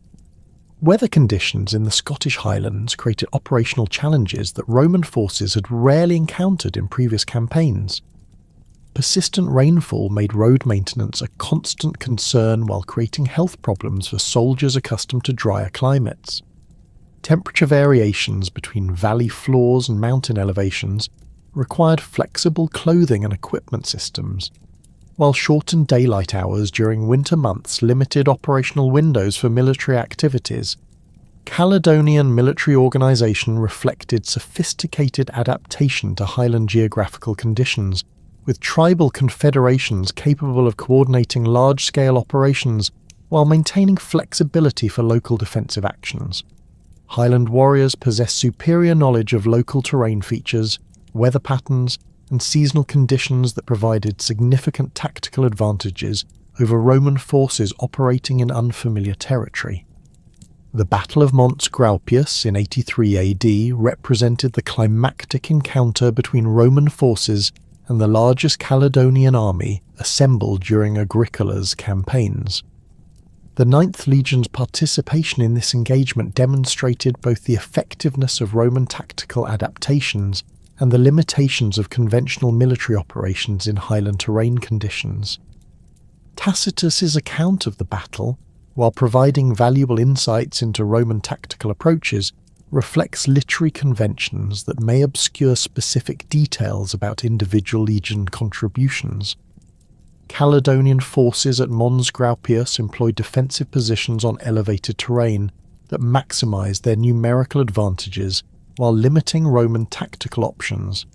Highland warriors positioned themselves in multiple lines, extending up hillside slopes, creating defensive depth that would require Roman forces to fight uphill against prepared positions, while maintaining formation integrity under difficult conditions. The 9th Legion's role in the Roman battle line likely involved standard legionary tactics, adapted for the specific terrain and enemy deployment patterns encountered at Mons Graupius. Roman commanders positioned their forces to maximize the effectiveness of disciplined formations while minimizing exposure to Caledonian advantages in mobility and terrain knowledge. The legion's experience with highland warfare conditions provided valuable expertise for adapting standard tactical procedures to the unique challenges presented by this engagement. Roman auxiliary forces played crucial roles in the Mons Graupius engagement, with Germanic and Gallic units providing cavalry support and specialised infantry capabilities that complemented legionary formations. The 9th Legion's coordination with these auxiliary units demonstrated the integrated approach to Roman military operations that had evolved through decades of frontier warfare experience across multiple geographical environments. The battle's outcome, while representing a tactical victory for Roman forces, failed to achieve the strategic objectives that Agricola had sought through his Highland campaigns. Caledonian casualties were severe, but surviving tribal forces withdrew into remote highland areas where Roman pursuit proved impractical due to supply limitations and terrain difficulties. The 9th Legion's participation in post-battle operations involved pursuit activities limited by logistical constraints and the approaching winter season. Following Mons Graupius, Roman forces began a systematic withdrawal from advanced positions in the Central Highlands, consolidating their presence along more defensible lines that could be maintained with available resources.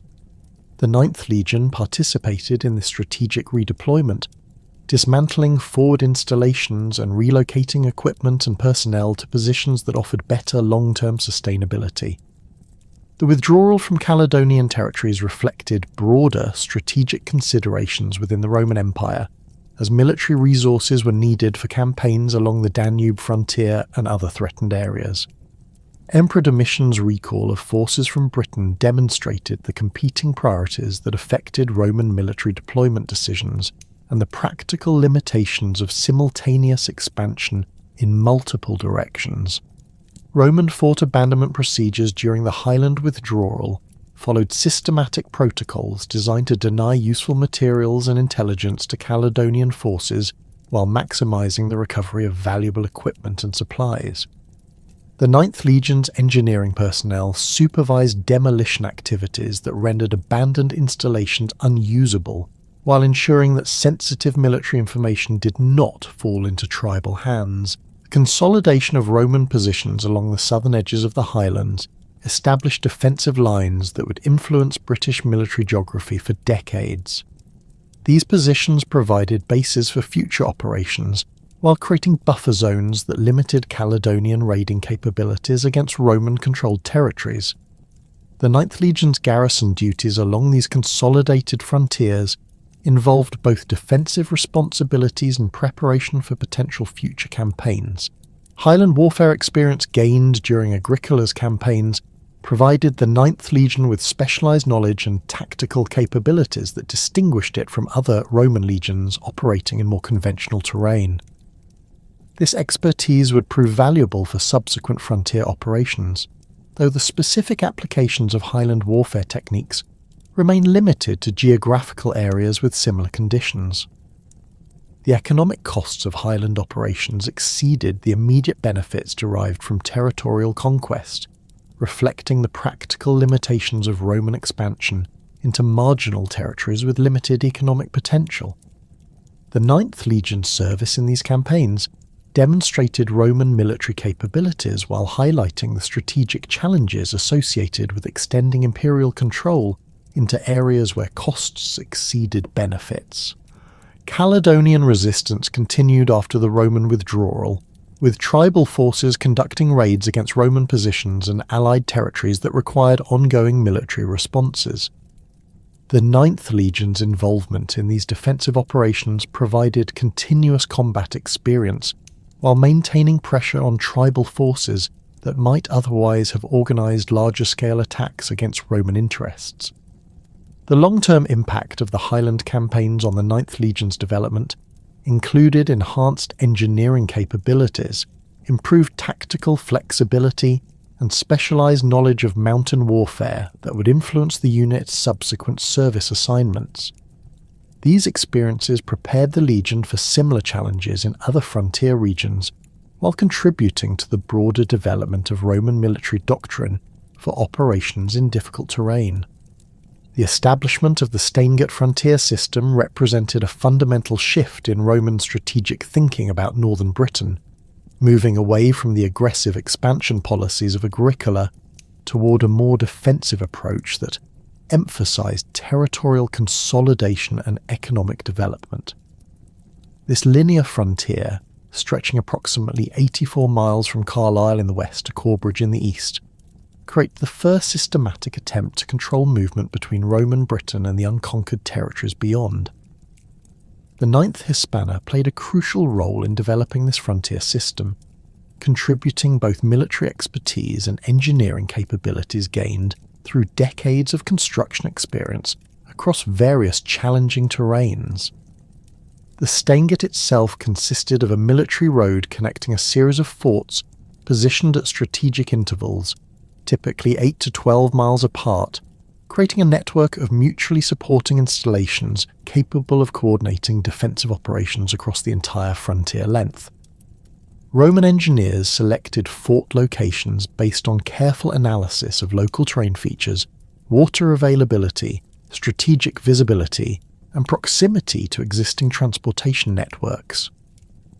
The 9th Legion's construction teams applied lessons learned from Highland fortress building to create installations adapted specifically to the rolling hills and river valleys of northern England's distinctive landscape. Corbridge, known to the Romans as Corsta Pitum, emerged as the eastern anchor of the Staingate system and one of the most important military installations in northern Britain. The 9th Legion's involvement in Corbridge's development began during the initial construction phases in the 80s AD, when Roman forces first established a military presence at this strategic location, where Dare Street, the major north-south road, crossed the River Tyne. The fort's position provided excellent control over this crucial river crossing, while offering commanding views of surrounding territory that enabled early detection of potential threats from the north. Archaeological excavations at Corbridge have revealed the sophisticated nature of Roman military engineering during this period, with multiple construction phases reflecting evolving defensive requirements and changing garrison needs. The earliest fortifications, likely constructed with 9th Legion participation, featured earth and timber ramparts following standard Roman military architecture adapted to local terrain conditions. Stone construction phases, implemented during subsequent decades, demonstrated increasing Roman confidence in the frontier's permanence and their commitment to maintaining long-term military presence in this strategic location. The fort's internal layout followed established Roman military planning principles, while incorporating modifications necessary for frontier conditions and extended garrison duties. Barracks buildings housed centuries of legionaries in standardized accommodations that provided adequate space for equipment storage, personal belongings, and off-duty activities. The Principia, or headquarters building, contained administrative offices, record storage areas, and the sacred shrine where the Legion standards were kept, serving as both the practical and spiritual centre of military life. Granary buildings at Corbridge reflected the complex logistical requirements of frontier garrison duty, with storage capacities calculated to maintain adequate food supplies during extended periods when supply convoys might be disrupted by weather conditions or enemy activity. Roman military engineers designed these structures with raised floors, ventilation systems, and moisture control features that prevented spoilage while protecting stored grain from rodent damage and other environmental threats. Workshop areas within the fortress complex housed specialist craftsmen responsible for maintaining and repairing military equipment, weapons, and personal items essential for effective military operations. The 9th Legion's fabrica included blacksmith shops equipped with furnaces capable of working iron and bronze, leather working areas for maintaining armour and equipment straps, and carpentry workshops for constructing and repairing wooden components of military gear. These facilities enable the garrison to maintain operational readiness despite their distance from major supply bases and manufacturing centres. Bathhouse construction at Corbridge demonstrated Roman commitment to maintaining civilised living standards even in frontier military installations. The complex featured the traditional sequence of cold, warm and hot rooms with sophisticated heating systems that provided comfort and hygiene facilities for off-duty soldiers. These amenities served important morale functions, while maintaining health standards that reduced disease rates and improved overall military effectiveness among garrison personnel. Hospital facilities within the fortress reflected Roman military medicine's advanced understanding of trauma treatment, disease prevention, and surgical procedures adapted to frontier conditions. The 9th Legion's medical personnel treated combat injuries, occupational accidents, and illnesses while maintaining detailed records of treatments and outcomes that contributed to broader Roman medical knowledge. Surgical instruments found at Corbridge include scalpels, forceps, and bone saws that demonstrate the sophisticated medical capabilities available to frontier garrisons. Daily life for 9th Legion soldiers stationed at Corbridge followed established military routines, adapted to frontier conditions and security requirements. Morning formations began before dawn with roll call and inspection procedures that verified personnel availability and equipment readiness. Officers assigned daily duties including guard rotations, construction projects, training exercises, and administrative tasks necessary for maintaining fortress operations and frontier security. Guard duty rotations ensured continuous surveillance of surrounding territory, while providing security for the fortress itself and its vital supply lines. Sentries posted on fortress walls and watchtowers maintained visual contact with neighbouring installations while monitoring road traffic and potential signs of hostile activity. The 9th Legion's guard procedures emphasised alertness and communication protocols that enabled rapid response to identified threats while minimising false alarms that might disrupt garrison operations. Training exercises for frontier garrison troops focused on maintaining combat readiness while developing skills specifically relevant to Northern Britain's operational environment. Weapons practice included individual combat techniques with gladius, pilum, and shield, while formation drills ensured that legionaries could execute complex tactical manoeuvres under combat conditions. Specialised training covered siege warfare techniques, cavalry coordination procedures, and mountain warfare tactics that might prove necessary during operations against Caledonian forces. Construction projects provided continuous employment for garrison personnel while improving fortress defences and expanding operational capabilities.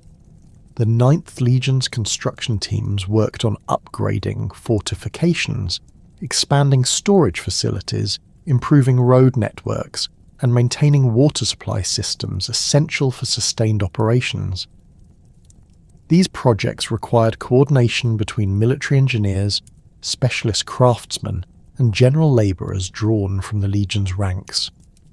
Administrative duties consumed significant portions of garrison personnel time, as Roman military bureaucracy required detailed documentation of personnel status, equipment inventories, supply consumption, and operational activities. The 9th Legion's clerks maintained individual soldier records, unit strength reports, financial accounts, and correspondence with higher headquarters that created comprehensive documentation of frontier military life.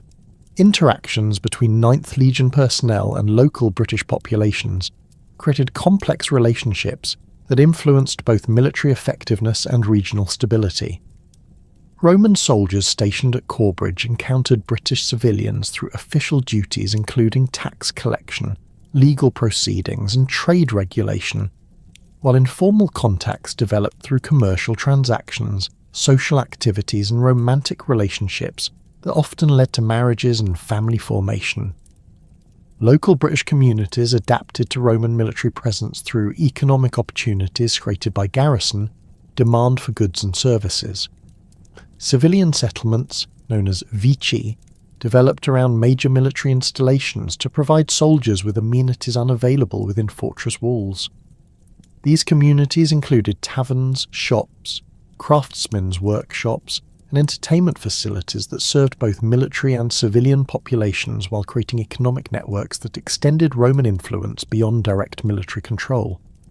Trade relationships between Roman garrisons and British communities facilitated cultural exchange while providing mutual economic benefits. Local farmers supplied agricultural products to military installations, while British craftsmen produced goods designed to appeal to Roman tastes and preferences. Roman soldiers introduced Mediterranean products, cooking techniques, and architectural styles that gradually influenced local material culture and lifestyle patterns.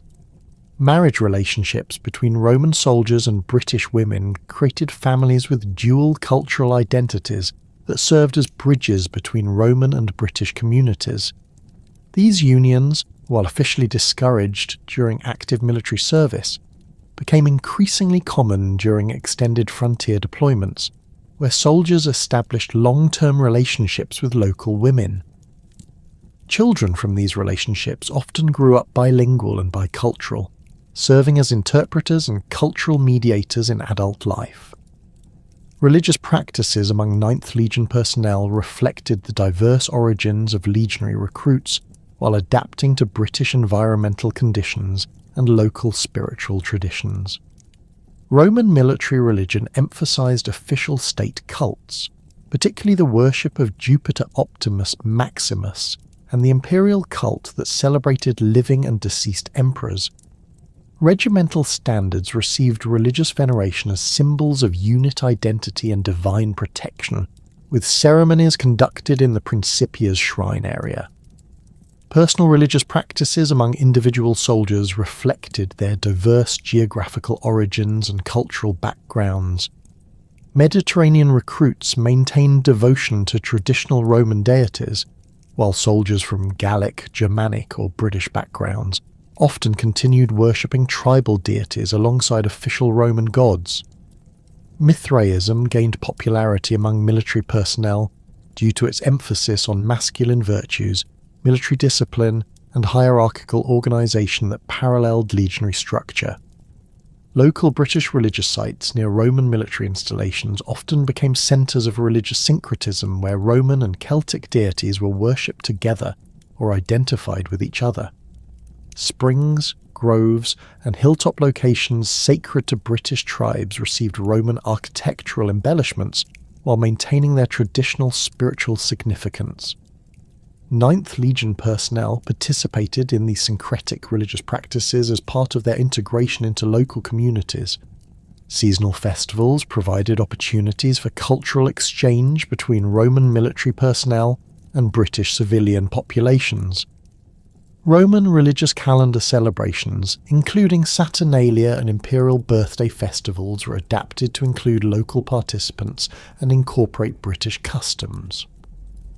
Similarly, traditional British seasonal celebrations gained Roman elements as military personnel participated in community activities during their off-duty time. Archaeological evidence from Corbridge and other Stainget frontier installations provides detailed insights into the material culture of Roman frontier life during the late 1st and early 2nd centuries AD.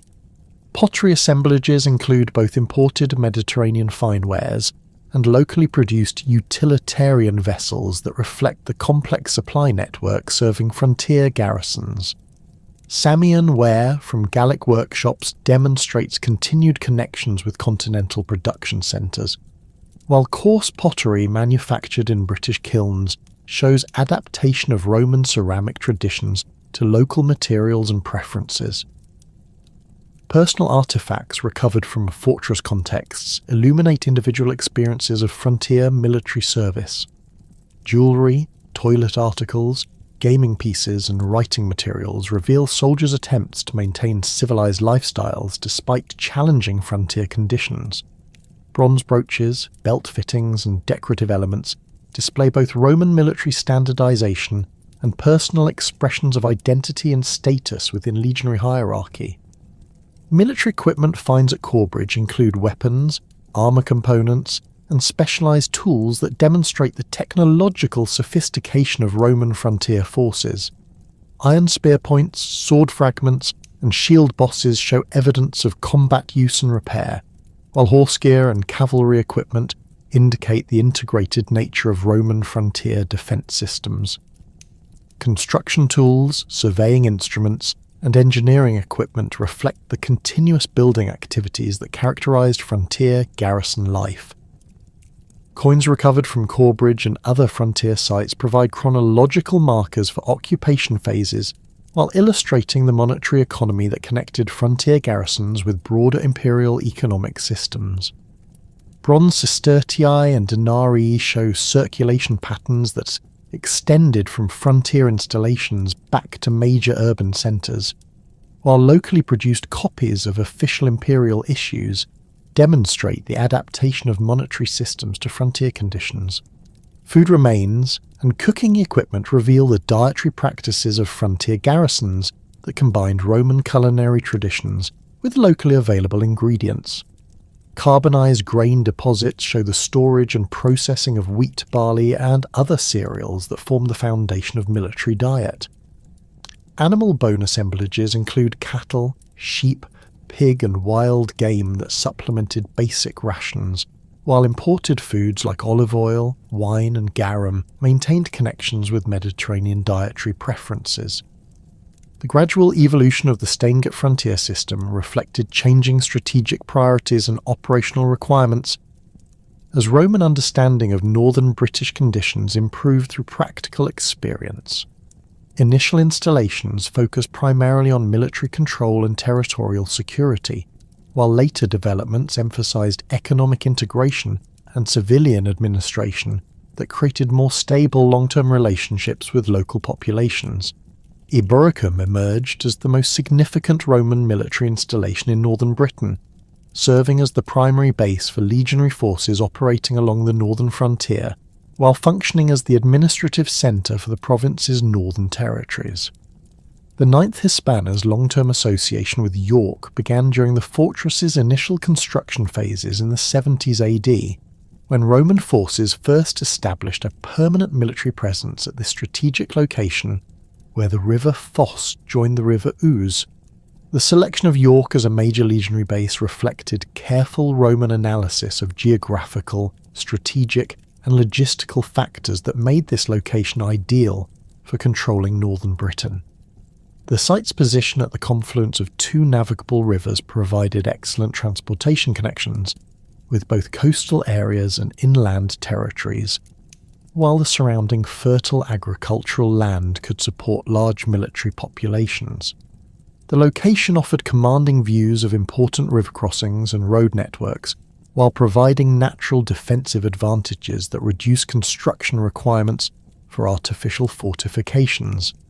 Archaeological investigations within modern York have revealed the extensive remains of the Roman legionary fortress, including substantial portions of defensive walls, internal buildings and infrastructure systems that supported a garrison of approximately 5,000 legionaries plus auxiliary personnel.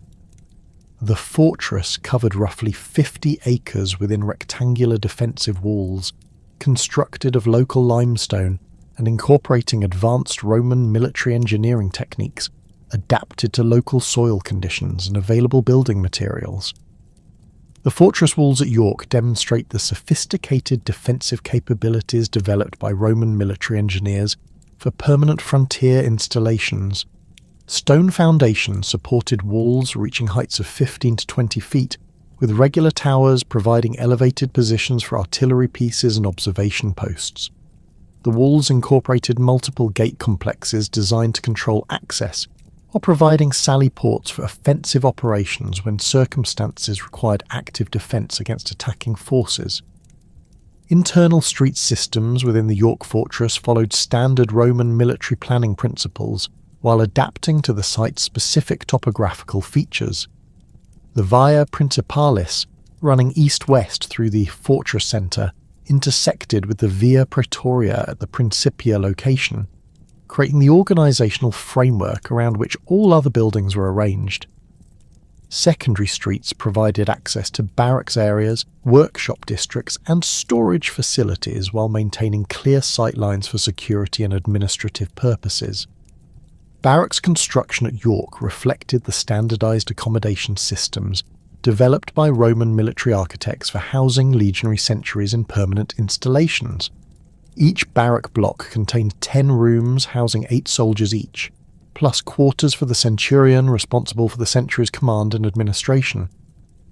These buildings featured stone foundations supporting timber-framed superstructures with tile roofs that provided weatherproof accommodation suitable for Britain's challenging climate conditions. The Principia at York served as the administrative and ceremonial centre of legionary life, housing the commanding officer's headquarters, administrative offices, and the sacred shrine containing the legion's standards and religious artefacts. This building complex featured a large courtyard surrounded by covered walkways that provided space for military ceremonies, administrative activities, and official gatherings requiring the participation of multiple centuries or the entire legion. Storage facilities within the York fortress included multiple granary buildings designed to maintain adequate food supplies for the garrison during extended periods when external supply lines might be disrupted by weather, enemy action, or transportation difficulties.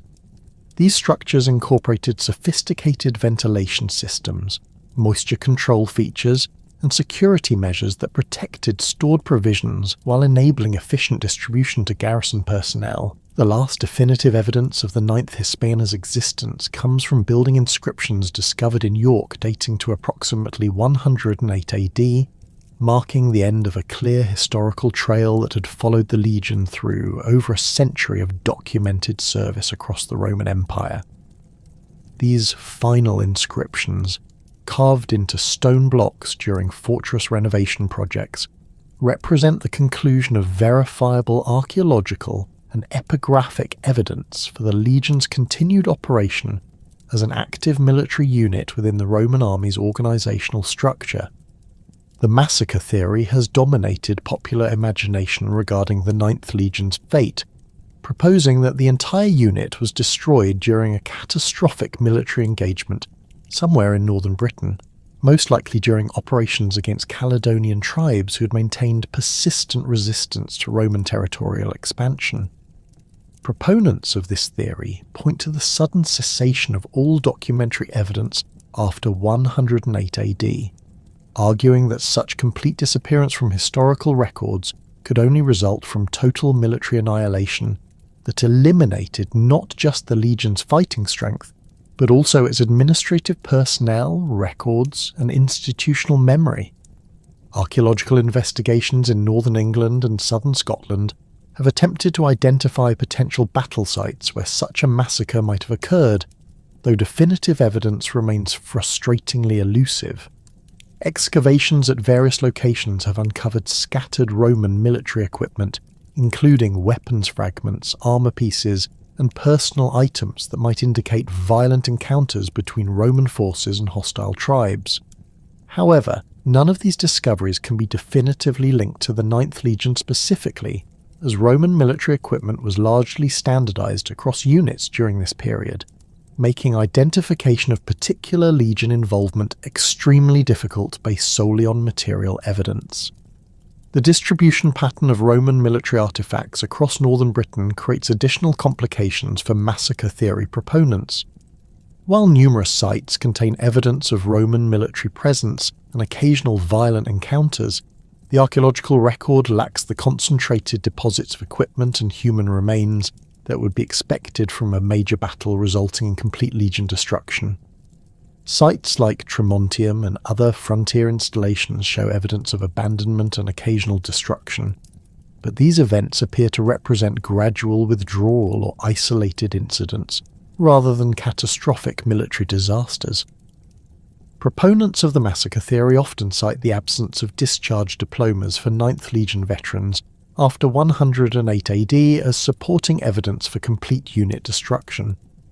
Military diplomas, issued to soldiers completing their 25-year service terms, provide reliable documentation of Legion existence and operational status. The statistical absence of such diplomas for 9th Legion veterans becomes significant when compared with the abundant diplomatic evidence for contemporary legions serving in similar circumstances. However, critics argue that diploma survival rates vary considerably across different geographical regions and historical periods, making negative evidence less conclusive than massacre theory advocates suggest. Literary sources provide limited support for the massacre theory, with no contemporary historians explicitly describing the destruction of the 9th Legion in Britain. Tacitus, whose historical works cover the relevant period, makes no mention of such a significant military disaster, despite his detailed coverage of other Roman defeats and setbacks during British campaigns.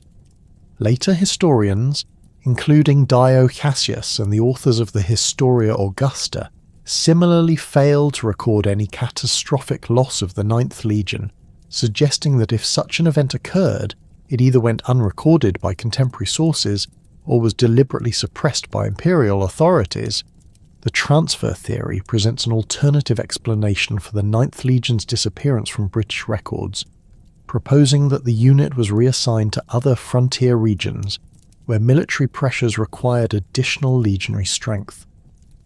This theory gains credibility from well-documented Roman practices of moving legions between provinces to address changing strategic priorities and operational requirements across the empire's extensive frontiers. During the early 2nd century AD, significant military challenges along the Rhine and Danube frontiers demanded substantial troop reinforcements that could have justified transferring experienced legions from relatively stable British territories. Evidence supporting the transfer theory includes fragmentary inscriptions and references that might indicate 9th Legion presence in continental European locations during the period following its disappearance from British records. An inscription from Nijmegen in the Netherlands, dating to the early 2nd century AD, mentions a military unit that some scholars interpret as referring to the 9th Hispana, though the damaged condition of the stone makes definitive identification impossible. Similarly, references in military documents from the Rhine frontier contain abbreviations and partial unit designations that could potentially refer to the transferred 9th Legion.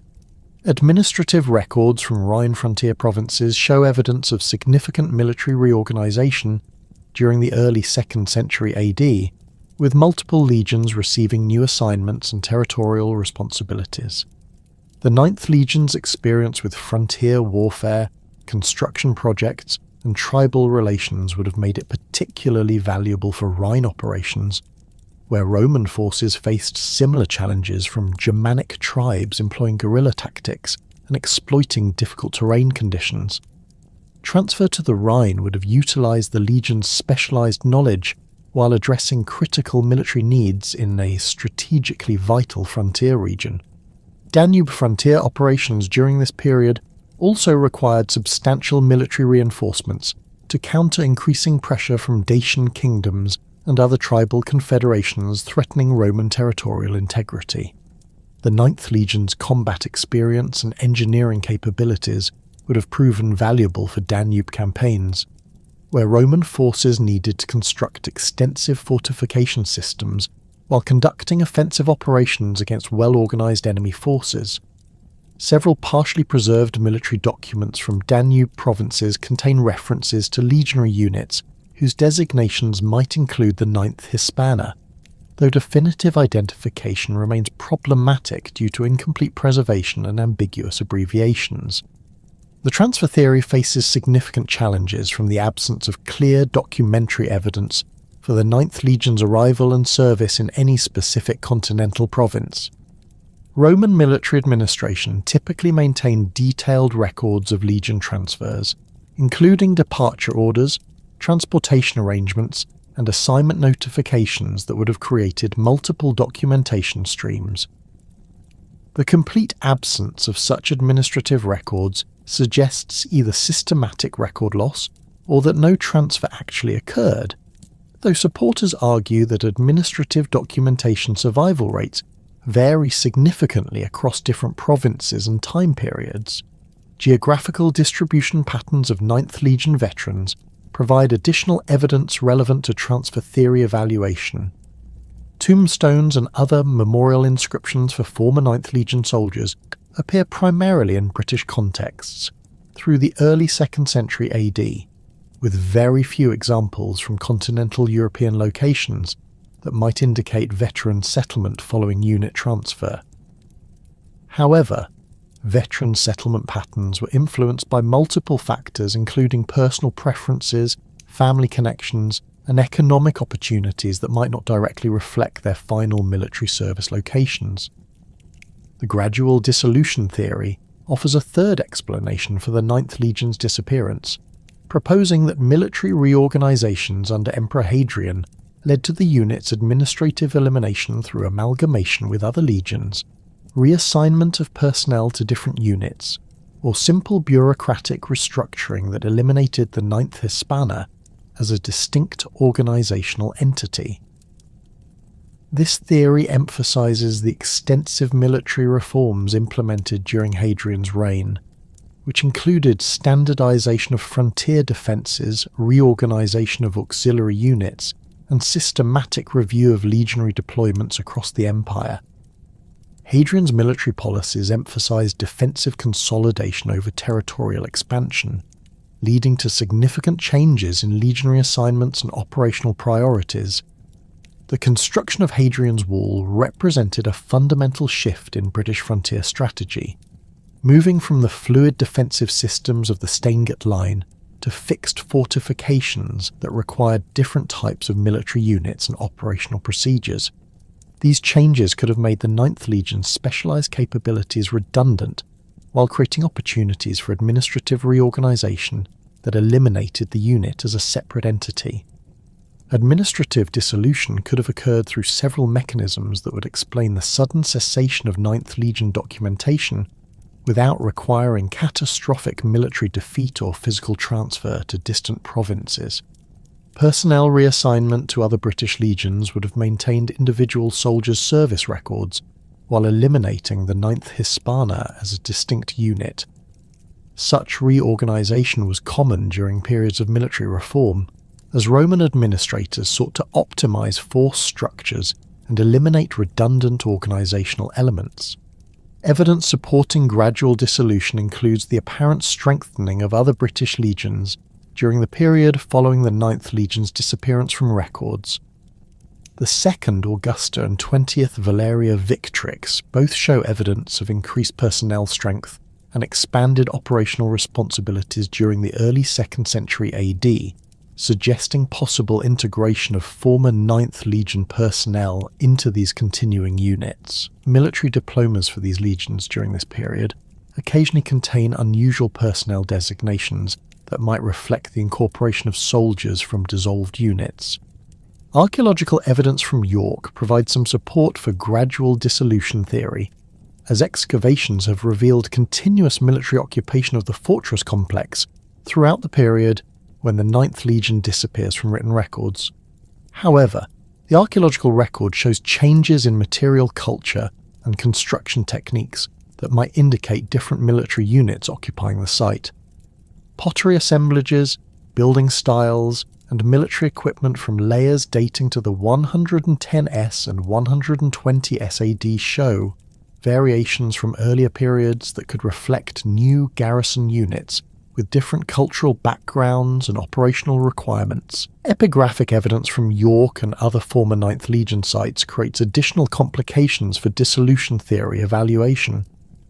Building inscriptions and tombstones from the early 2nd century AD occasionally mention military units whose designations are unclear or partially preserved, making it impossible to determine whether these refer to the continuing 9th Legion, its successor units, or entirely different military organizations. The ambiguous nature of this evidence allows multiple interpretations while providing definitive support for none. The chronological distribution of evidence provides crucial insights into the timing and nature of the 9th Legion's disappearance. Inscriptions mentioning the unit cluster heavily in the period between 80 and 108 AD, with a sharp decline in frequency during the final years of this range. The last securely dated reference appears on building stones from York fortress renovations, suggesting that the Legion remained operational at least through the completion of these construction projects. Geographical distribution patterns of 9th Legion inscriptions reveal the unit's operational areas and movement patterns during its final documented years. The concentration of evidence in York and surrounding areas indicates that the fortress served as the Legion's primary base during its final period of documented existence. However, Scattered inscriptions from other locations in northern England suggest continued involvement in frontier operations and construction projects extending beyond the immediate York vicinity. The absence of 9th Legion references in military diplomas issued after 108 AD becomes statistically significant when compared with contemporary documentation for other British legions. Diplomas for the 2nd Augusta and 20th Valeria Victrix continue regularly throughout the early 2nd century AD, creating a stark contrast with the complete absence of 9th Legion mentions. This pattern suggests either unit destruction, transfer to provinces for which fewer diplomas survive, or administrative dissolution that eliminated the Legion as a diploma-issuing entity. Comparative analysis with other documented Legion disappearances provides additional context for evaluating the various theories regarding the 9th Hispana's fate. The 17th, 18th and 19th Legions destroyed at Teutoburg Forest left clear historical records of their destruction, including detailed accounts by contemporary historians and subsequent recovery efforts for lost standards. The 22nd Diotariana disappeared from Egyptian records during the Bar Kokhba revolt, though fragmentary evidence suggests possible transfer to other provinces rather than complete destruction. Modern archaeological techniques continue to provide new insights into the 9th Legion's final period and potential fate. Ground-penetrating radar surveys, systematic metal detection, and scientific analysis of artifact assemblages have revealed previously unknown details about Roman military sites in northern Britain. However, these investigations have not yet produced definitive evidence supporting any particular theory about the Legion's disappearance, suggesting that the mystery may persist despite advancing archaeological capabilities. The integration of archaeological, epigraphic, and literary evidence creates a complex picture that resists simple explanations for the 9th Legion's disappearance. Each theory possesses supporting evidence while facing significant challenges from contradictory or absent documentation. The massacre theory lacks archaeological evidence for a major battle. The transfer theory cannot identify the Legion's destination, and the dissolution theory struggles with the complete absence of administrative records documenting such reorganisation. Archaeological investigations at York have provided the most substantial physical evidence for the 9th Hispana's existence and activities in Britain. Excavations within the modern city boundaries have revealed extensive remains of the Roman legionary fortress, including defensive walls, internal buildings, drainage systems, and artifact assemblages that illuminate daily life within this major military installation. The fortress walls, constructed primarily of local Magnesian limestone, demonstrate sophisticated Roman engineering adapted to British environmental conditions and available building materials. The southeastern section of York's Roman walls contains building stones bearing inscriptions that provide crucial evidence for the 9th Legion's presence and activities. One particularly significant inscription, discovered during excavations near Monk Bar, records construction work undertaken by the 9th Hispana during renovations to the fortress defences. The inscription's letter forms and abbreviation patterns conform to early 2nd century epigraphic conventions, providing reliable dating evidence for the Legion's continued operation around 108 AD. Excavations in the Swingate area of York uncovered substantial remains of Roman military barracks that housed legionary personnel during the fortress's operational period. These buildings featured standardized room layouts with stone foundations supporting timber-framed superstructures, creating accommodations suitable for 8-man contubernium groups that form the basic units of legionary organisation. Archaeological evidence from these barracks includes personal items, military equipment fragments, and domestic artefacts that provide insights into soldiers' daily lives and cultural backgrounds. The discovery of leather documents at Carlisle, though not directly related to the 9th Legion, demonstrates the potential for organic preservation in British archaeological contexts. These waterlogged deposits contained military correspondence, administrative records, and personal letters that survived due to specific soil chemistry conditions. Similar preservation environments might exist at other Roman military sites, offering hope for future discoveries of documentary evidence that could clarify the Ninth Legion's fate. Pottery assemblages from York's Roman levels provide detailed chronological sequences that help establish the timing of different occupation phases within the legionary fortress. Samian ware sherds from Gallic workshops show continuous importation of high-quality ceramics throughout the late 1st and early 2nd centuries AD, indicating sustained economic connections between the fortress and continental supply networks. Local pottery production evidence suggests adaptation of Roman ceramic traditions to British materials and preferences while maintaining functional requirements for military use. Military equipment discoveries at York include iron weapon fragments, bronze armour fittings, and lead sling bullets that demonstrate the fortress's role as an active military installation. A bronze helmet cheek guard found near the Principia bears decorative elements typical of early Imperial legionary equipment, though it lacks specific unit markings that might confirm 9th Legion ownership. Iron pilum heads recovered from various contexts show evidence of combat use and subsequent repair, indicating the fortress's involvement in active military operations. The York Fortress bathhouse complex, excavated during the 1960s and 1970s, revealed sophisticated heating systems and architectural features that maintained Roman bathing traditions in Britain's challenging climate. Hippocaust systems circulated heated air beneath raised floors while providing steam for the caldarium. The discovery of strigils, oil flasks, and other bathing implements confirms the continued importance of Roman hygiene practices for maintaining military morale and health standards among frontier garrisons. Tombstone discoveries in York provide crucial prosopographical evidence for individual 9th Legion soldiers and their families. The tombstone of Lucius Ducius Rufinus, a standard-bearer of the 9th Hispana, records his death at age 28 after 9 years of military service. The inscription's formula and decorative elements conform to early 2nd century conventions, while providing specific details about his military rank and unit assignment. Similar tombstones for other 9th Legion personnel create a collective portrait of the unit's composition and recruitment patterns.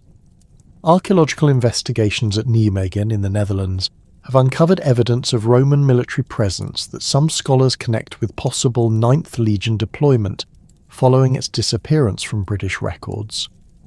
Excavations at the Huneberg site revealed extensive remains of a legionary fortress occupied during the early 2nd century AD. Building inscriptions from this site include fragmentary references to military units whose designations remain partially illegible, creating tantalizing possibilities for 9th Legion identification without providing definitive confirmation. The Nijmegen fortress walls incorporated construction techniques and architectural elements consistent with Roman military engineering practices developed during British frontier operations.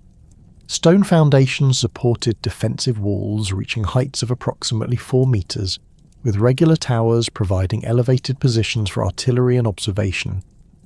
The fortress's internal layout followed standard Roman military planning principles while adapting to local topographical conditions and available building materials. Material culture assemblages from Nijmegen include pottery, metalwork, and personal artifacts that reflect the diverse cultural backgrounds of Roman military personnel stationed along the Rhine frontier.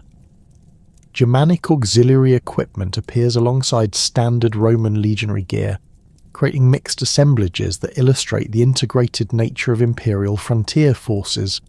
However, these artifact assemblages lack specific markers that might definitively identify particular legion units, as Roman military equipment standardization makes unit identification extremely difficult based solely on material evidence. Recent excavations at Xanten, ancient Vetera, have provided additional insights into Rhine frontier military organisation during the period when the 9th Legion disappeared from British records. The site contains remains of 2 successive legionary fortresses, with the later installation dating to the early 2nd century AD. Archaeological evidence suggests significant military reorganisation during this period, with new units arriving to replace earlier garrisons and different construction techniques, reflecting changing operational requirements. Archaeological challenges in identifying specific legion remains stem from the standardised nature of Roman military equipment and architecture during the imperial period. Legionary gear, fortress layouts and construction techniques followed empire-wide specifications that created remarkable consistency across different geographical regions and time periods. This standardisation, while demonstrating Roman organisational efficiency, makes it extremely difficult for archaeologists to attribute specific remains to particular military units without explicit epigraphic evidence. Ground-penetrating radar surveys at suspected Roman military sites have revolutionised archaeological investigation techniques by revealing subsurface features without destructive excavation. These surveys can identify building foundations, defensive works, and buried structures that might contain evidence relevant to 9th Legion investigations. However, radar data requires careful interpretation and subsequent excavation to confirm initial findings and recover datable artifacts that might provide chronological context. Metal detector surveys across northern England have recovered thousands of Roman military artifacts, including weapons, personal equipment, and decorative items that might relate to 9th Legion activities. Systematic recording of find locations creates distribution patterns that help archaeologists understand Roman military deployment and movement patterns. The Portable Antiquities Scheme database contains numerous entries for Roman military equipment from areas where the 9th Legion operated, though specific unit attribution remains problematic without associated inscriptional evidence. Environmental archaeology techniques provide additional insights into conditions at Roman military sites during the 9th Legion's operational period. Pollen analysis from fortress sites reveals local vegetation patterns and agricultural activities that supported military garrisons. Animal bone assemblages indicate dietary practices and economic relationships between military installations and surrounding civilian populations. These environmental data create contextual frameworks for understanding military life, while occasionally providing chronological markers for site occupation periods. Scientific analysis of Roman building materials has revealed information about construction techniques, resource procurement, and architectural development at military sites associated with the 9th Legion. X-ray fluorescence analysis of bronze artifacts can identify metal sources and manufacturing techniques, while petrographic analysis of stone materials reveals quarry locations and transportation networks. These scientific approaches provide objective data that complement traditional archaeological interpretation methods. Isotope analysis of human skeletal remains from Roman military contexts offers insights into recruitment patterns and geographical origins of legionary personnel. Strontium isotope signatures in tooth enamel reflect childhood residence locations, while oxygen isotopes provide information about climate conditions in areas where individuals spent their formative years. These techniques have revealed the diverse geographical backgrounds of Roman military personnel while confirming literary sources describing recruitment practices. Conservation challenges affect the long-term preservation of archaeological evidence relevant to 9th Legion investigations. Urban development pressures in cities like York threaten archaeological deposits, while creating opportunities for rescue excavations that might uncover new evidence. Climate change effects on archaeological sites include increased erosion, flooding, and temperature fluctuations that accelerate artifact deterioration. Modern conservation techniques help preserve discovered materials, while digital recording methods ensure permanent documentation of archaeological contexts. Database integration projects combine archaeological, epigraphic, and numismatic evidence to create comprehensive records of Roman military presence across different geographical regions and time periods. The epigraphic database. Heidelberg contains thousands of inscriptions mentioning Roman military units, while archaeological databases record material evidence from excavated sites. Cross-referencing these databases enables researchers to identify patterns and connections that might illuminate the Ninth Legion's movements and ultimate fate. Experimental archaeology projects have reconstructed Roman military equipment and construction techniques to better understand the practical aspects of legionary life and operations. Reconstructed Roman armour, weapons and tools provide insights into their effectiveness and limitations, while demonstrating the skill levels required for their manufacture and use. Building experiments using Roman construction techniques reveal the labour requirements and engineering challenges faced by military construction teams like those of the Ninth Legion. Geophysical survey techniques continue to evolve, providing new capabilities for investigating Roman military sites without destructive excavation. Magnetometry surveys can detect buried features through magnetic anomalies caused by fired clay, iron objects, and soil disturbances. Electrical resistivity surveys identify subsurface structures through variations in soil conductivity. These non-invasive techniques enable systematic investigation of large areas while preserving archaeological deposits for future research with improved methods. Digital reconstruction technologies allow archaeologists to visualize Roman military installations based on excavated remains and comparative evidence from better preserved sites. Three-dimensional modeling software can recreate fortress layouts, building elevations, and landscape contexts that help researchers understand spatial relationships and functional arrangements. These digital reconstructions serve educational purposes while providing research tools for testing hypotheses about site development and use patterns. Collaborative international research projects combine expertise and resources from multiple institutions to address complex archaeological questions regarding Roman military history. The Frontiers of the Roman Empire World Heritage Site Project coordinates research across multiple countries to understand frontier development and military deployment patterns. Such collaborations enable comprehensive approaches to investigating phenomena like the Ninth Legion's disappearance that transcend modern national boundaries. Archaeological limitations in resolving the Ninth Legion mystery reflect broader challenges in connecting material evidence with specific historical events and military units. The absence of definitive archaeological evidence for the Legion's destruction, transfer, or dissolution means that physical remains cannot definitively resolve competing theories about its fate. Future discoveries might provide crucial evidence, but current archaeological knowledge leaves the mystery unresolved, while contributing valuable insights into Roman military life and frontier operations. The systematic recording and analysis of Roman military equipment distributions across Britain and continental Europe continues to provide new insights into legion movements and deployment patterns during the early 2nd century AD. Statistical analysis of artifact types, dates, and geographical distributions creates patterns that might eventually reveal evidence for Ninth Legion activities in previously unrecognized locations. However, such analysis requires careful consideration of site formation processes, recovery biases, and preservation factors that affect the archaeological record's completeness and representativeness. The reliability of ancient sources regarding the Ninth Hispana presents fundamental challenges for modern historians attempting to reconstruct the Legion's history and ultimate fate. Tacitus, whose historical works provide the most detailed contemporary accounts of Roman military operations in Britain, offers valuable but incomplete information about individual legion activities during the conquest and subsequent frontier operations.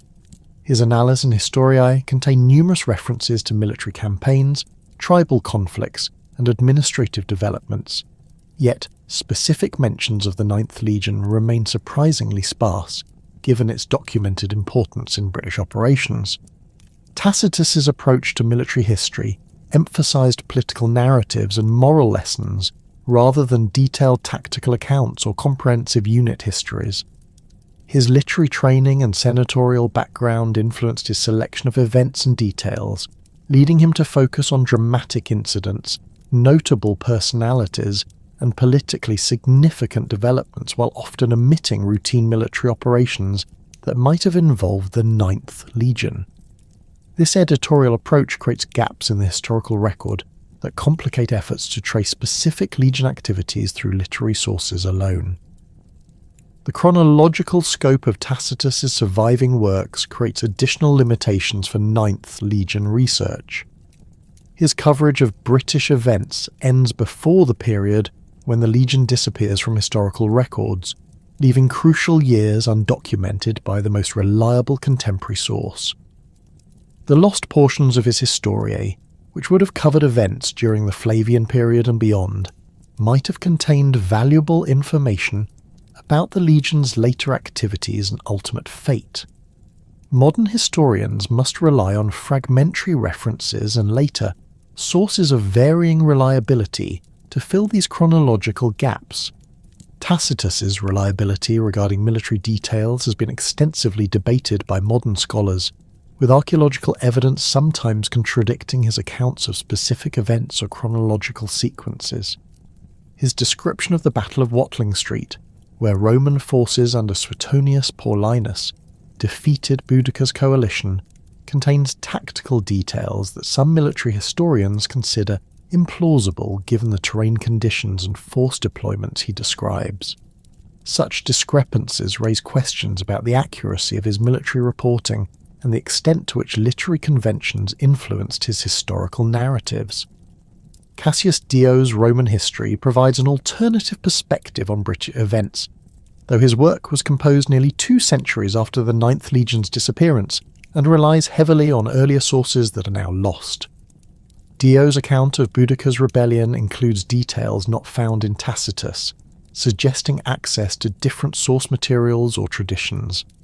However, his geographical distance from Britain and temporal separation from the events he describes raise questions about the accuracy of his information, particularly regarding specific military units and their individual roles in various campaigns. Dio's treatment of British geography reveals significant limitations in his understanding of the island's topography and tribal distributions.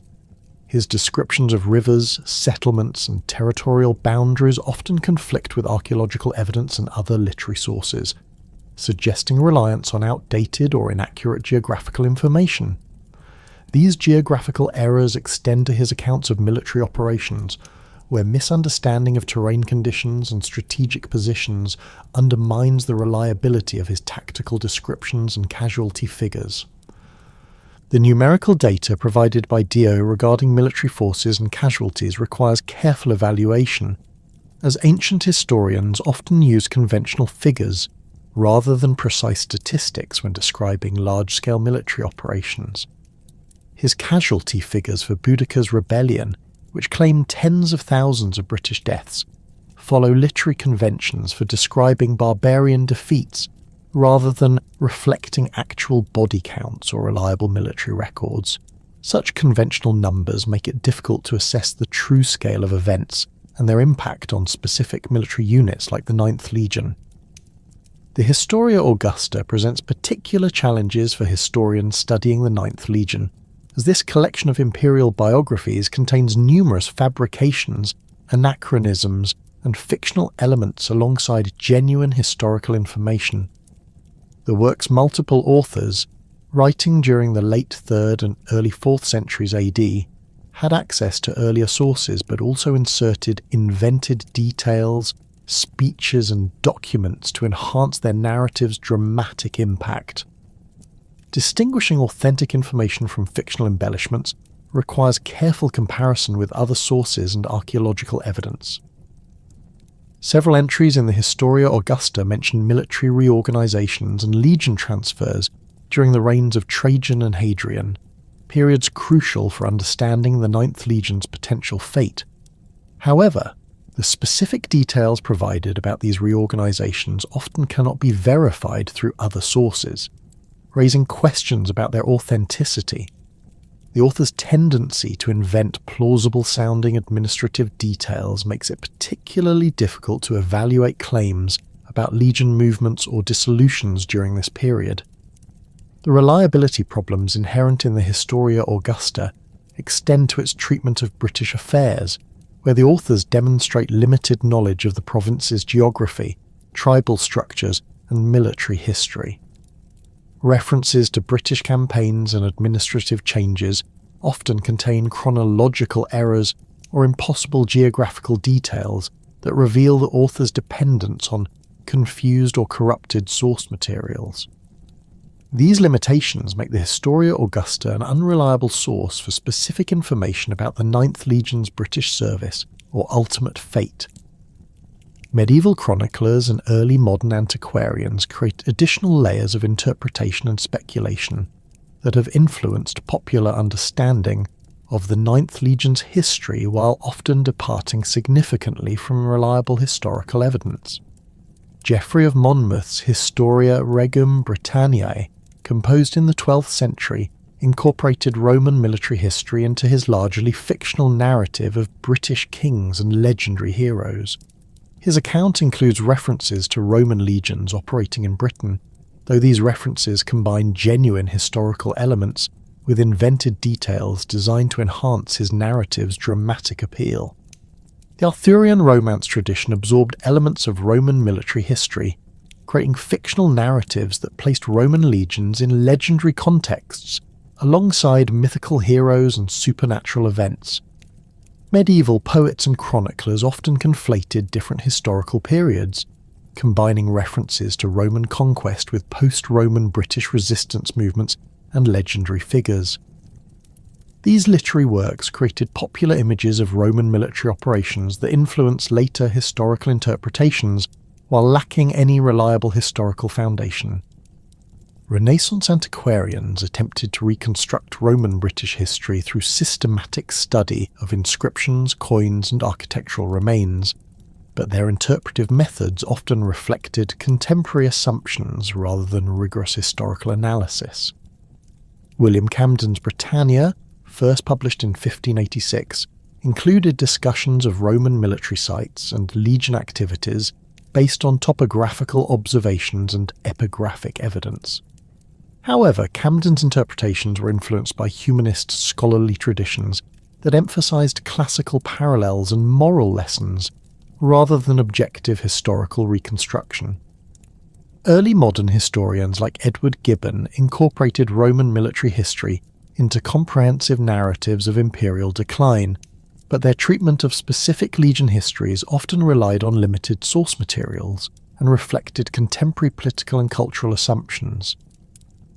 Gibbon's account of Roman Britain emphasized themes of civilization versus barbarism that influenced his interpretation of military events and their significance. His discussion of legion disappearances focused on broader patterns of imperial decay, rather than detailed analysis of specific unit histories or fates. The development of professional historical scholarship during the 19th century brought more rigorous analytical methods to the study of Roman military history, though early professional historians often lacked access to archaeological evidence that has since transformed understanding of Roman Britain. Theodore Mommsen's systematic study of Roman inscriptions provided reliable foundations for legion history, but his work predated most major archaeological discoveries at sites like York and other locations crucial for understanding the 9th Legion's activities. Victorian historians approached Roman military history with assumptions about imperial expansion and military efficiency that influenced their interpretations of legion disappearances and frontier operations.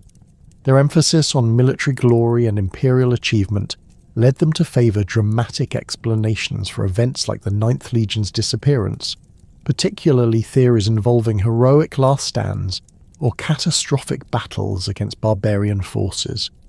These interpretative preferences shaped popular understanding of Roman military history, while sometimes obscuring more mundane explanations for historical phenomena. The emergence of archaeological evidence during the late 19th and early 20th centuries provided new sources of information about Roman military history, while revealing the limitations of purely literary approaches to historical reconstruction. Excavations at Roman military sites began producing material evidence for legion activities, equipment, and living conditions that complemented and sometimes contradicted literary sources. However, Early archaeological methods often lacked the precision and systematic recording procedures necessary for detailed historical interpretation. Professional military historians of the early 20th century brought specialized knowledge of military organization and tactics to the study of Roman legion history, providing insights into operational realities that had been overlooked by earlier scholars. Their analysis of Roman military documents, equipment, and organizational structures revealed the complexity of legion administration and the multiple factors that could affect unit survival and documentation. However, their focus on military efficiency sometimes led them to underestimate the role of political, economic, and administrative factors in determining legion fates. The development of prosopographical methods during the mid-20th century enabled historians to trace individual careers and family connections within Roman military hierarchies, providing new insights into legion recruitment, promotion patterns, and geographical movements. Systematic analysis of inscriptions and military diplomas revealed the complex networks of personal relationships that connected military personnel across different provinces and time periods. These methods have proven particularly valuable for understanding the Ninth Legion's recruitment patterns and the geographical origins of its personnel.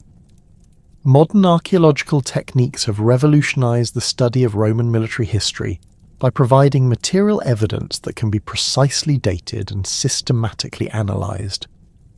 Stratigraphic excavation methods enable archaeologists to establish chronological sequences for site occupation and abandonment, while scientific analysis of artifacts provides information about manufacturing techniques, trade networks, and cultural connections. However, archaeological evidence often raises new questions while answering others, and the interpretation of material remains requires careful consideration of site formation processes and preservation factors. The integration of archaeological and literary evidence has created more nuanced understanding of Roman military operations, while revealing the complexity of factors that influenced legion histories. Archaeological discoveries have confirmed some literary accounts while contradicting others, demonstrating the need for critical evaluation of all source types. The absence of archaeological evidence for specific events or processes does not necessarily indicate that they did not occur, as preservation conditions and recovery methods affect the completeness of the archaeological record.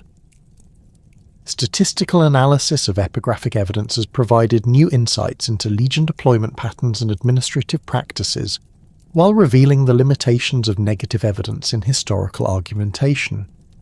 The systematic study of military diplomas, building inscriptions, and tombstones has created comprehensive databases that enable researchers to track legion movements and identify chronological patterns.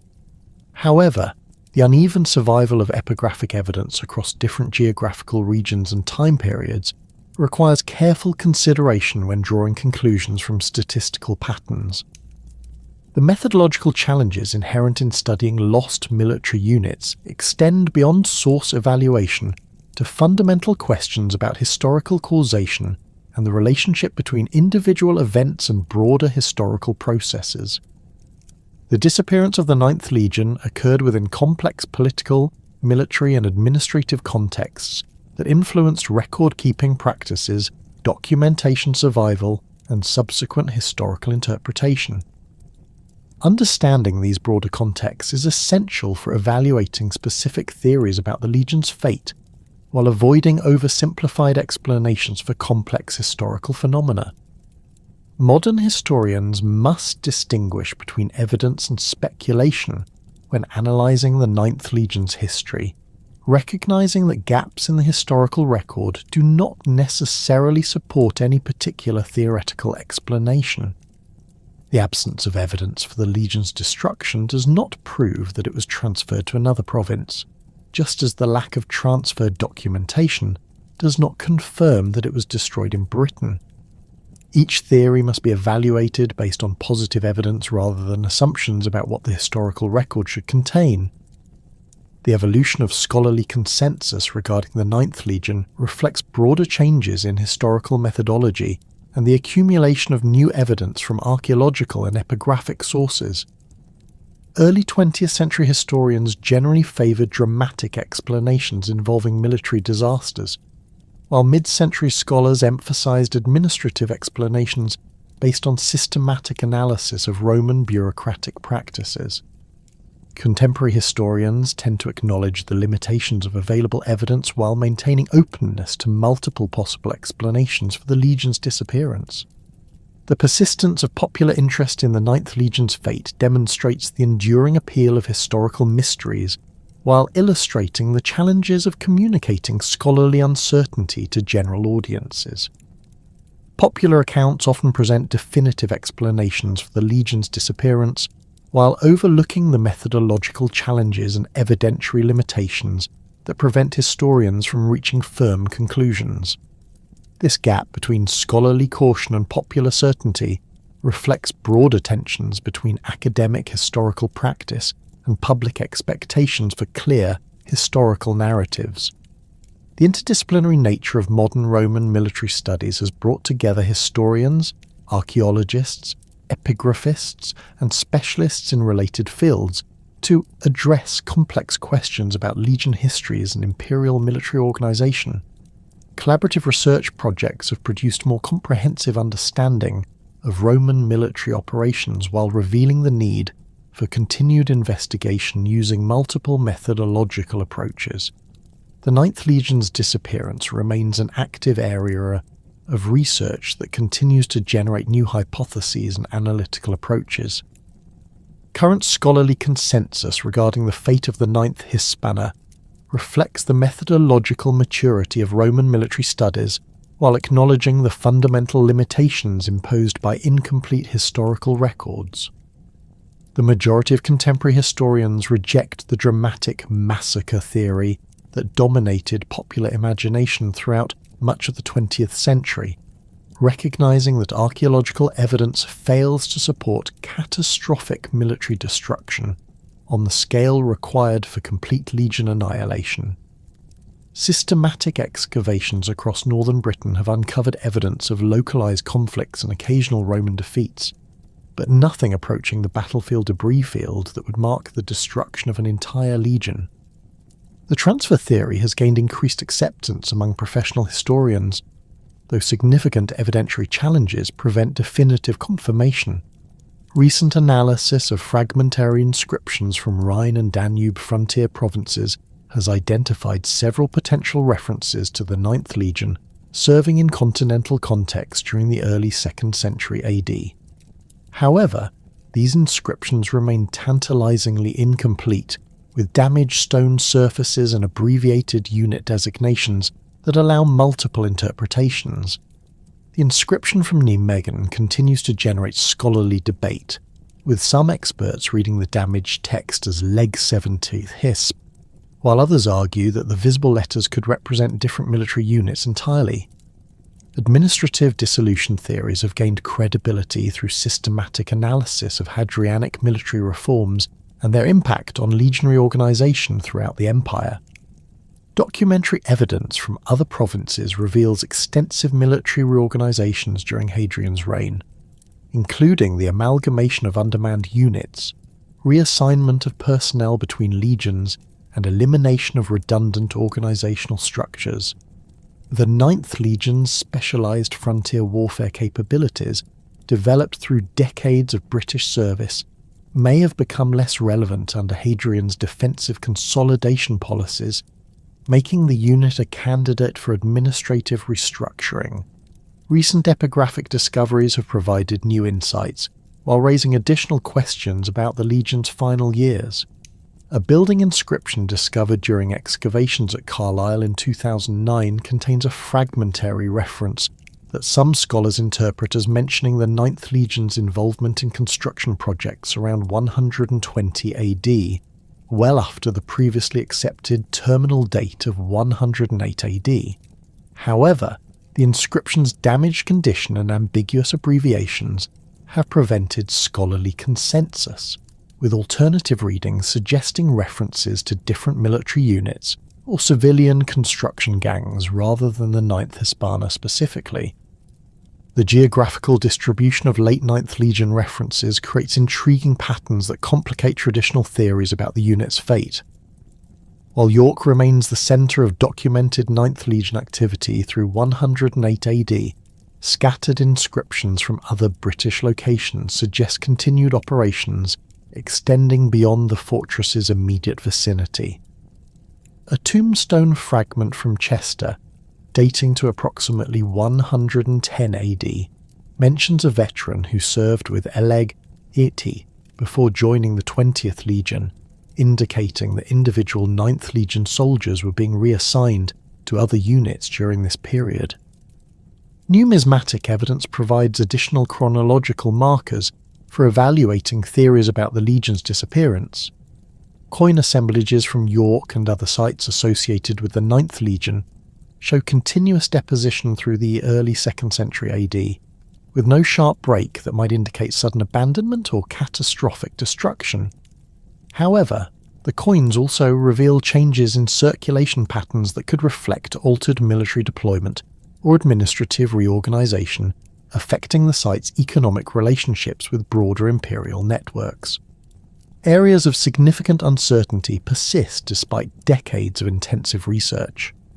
The complete absence of military diplomas mentioning 9th Legion veterans after 108 AD remains statistically anomalous when compared with contemporary legions serving in similar circumstances.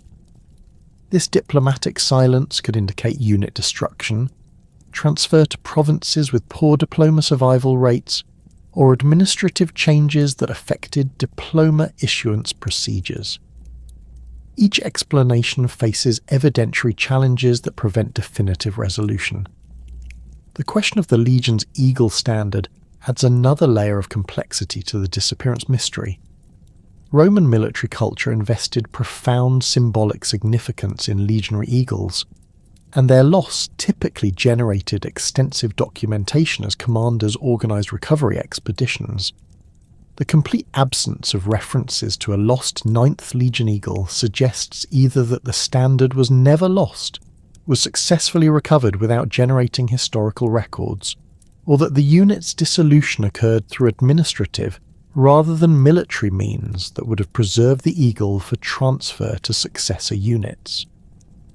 The cultural impact of the 9th Legion mystery has far exceeded its historical significance, transforming a relatively minor gap in Roman military records into one of the most recognisable stories from ancient Britain. This transformation began during the Victorian period, when Romantic nationalism and imperial consciousness created receptive audiences for tales of military heroism and mysterious disappearances in Britain's Roman past. The Legion story provided a perfect vehicle for exploring themes of civilization versus barbarism, imperial expansion versus native resistance, and heroic sacrifice in hostile frontiers. Rosemary Sutcliffe's 1954 novel The Eagle of the Ninth established the definitive popular narrative that has shaped public understanding of the Legion's fate for over half a century.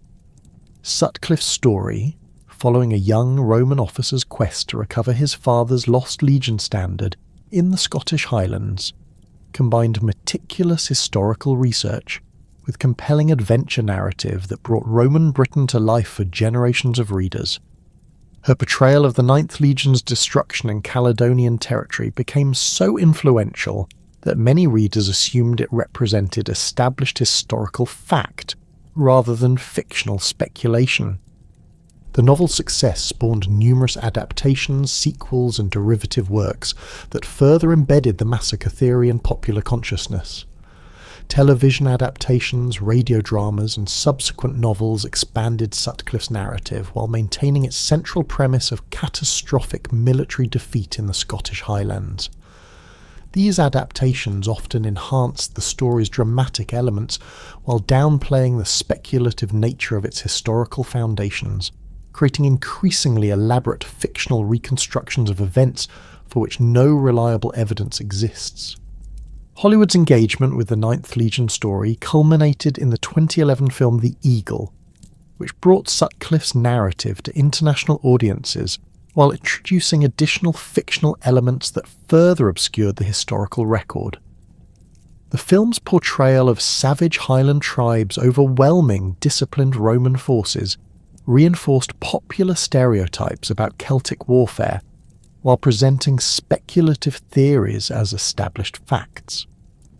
Its commercial success demonstrated the enduring appeal of the Lost Legion narrative, while contributing to widespread misconceptions about Roman military history and the nature of Romano-British interactions. The influence of popular fiction on public understanding of the Ninth Legion extends beyond entertainment to educational contexts, where fictional narratives often carry more weight than academic scholarship. School curricula frequently include references to the Lost Legion as an established historical event, while museum displays and heritage site interpretations sometimes present speculative theories alongside verified facts without adequate distinction. This blending of fiction and history creates persistent misconceptions that professional historians struggle to address through scholarly publications with limited popular reach. Documentary productions have attempted to bridge the gap between academic scholarship and popular interest, though with mixed results. Television documentaries exploring the Ninth Legion mystery often emphasize dramatic possibilities while acknowledging scholarly uncertainties, creating programming that satisfies audience expectations for definitive answers while maintaining some connection to historical methodology. However, the medium's requirements for visual storytelling and narrative closure frequently lead to oversimplified presentations of complex historical problems. The Legion story has become embedded in British cultural identity as a foundational narrative about Romano-British relations and the limits of imperial power. Tourist sites across northern England and Scotland promote connections to the Lost Legion, often presenting speculative theories as established facts to enhance visitor experiences. Hadrian's Wall heritage sites frequently mention the Ninth Legion's disappearance as context for the wall's construction, though scholarly consensus increasingly questions direct connections between these events. The mystery's influence extends to contemporary military culture, where the Ninth Legion story serves as a cautionary tale about the dangers of overextension and the importance of maintaining communication with isolated units. Military academies sometimes use the disappearance as a case study in operational planning and risk management, though these applications rely more on fictional reconstructions than historical evidence.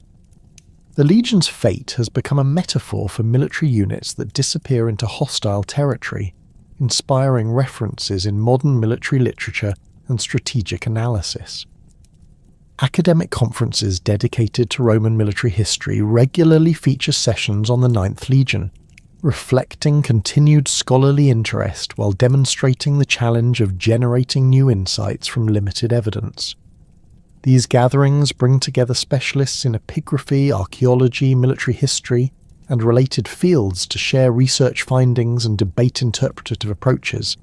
However, the conferences also reveal the extent to which the mystery has become self-perpetuating, with scholarly attention sometimes exceeding the historical significance of the questions being investigated.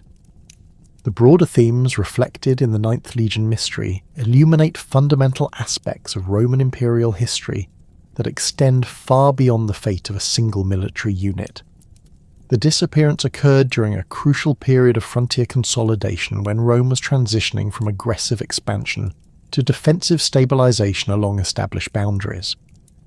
This shift required extensive military reorganization, administrative restructuring, and strategic reorientation that affected legionary deployments throughout the empire.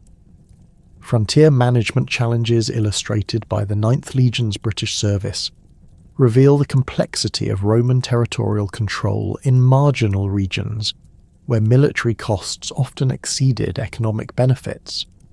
The Legion's operations in Scotland demonstrated both Roman military capabilities and their limitations when facing determined resistance in difficult terrain.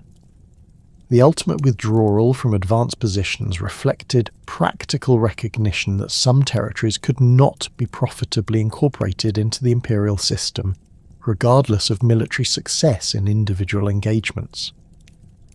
Military organisation patterns evident in the Ninth Legion's history reflect broader developments in Roman army structure during the transition from Principate to Dominate.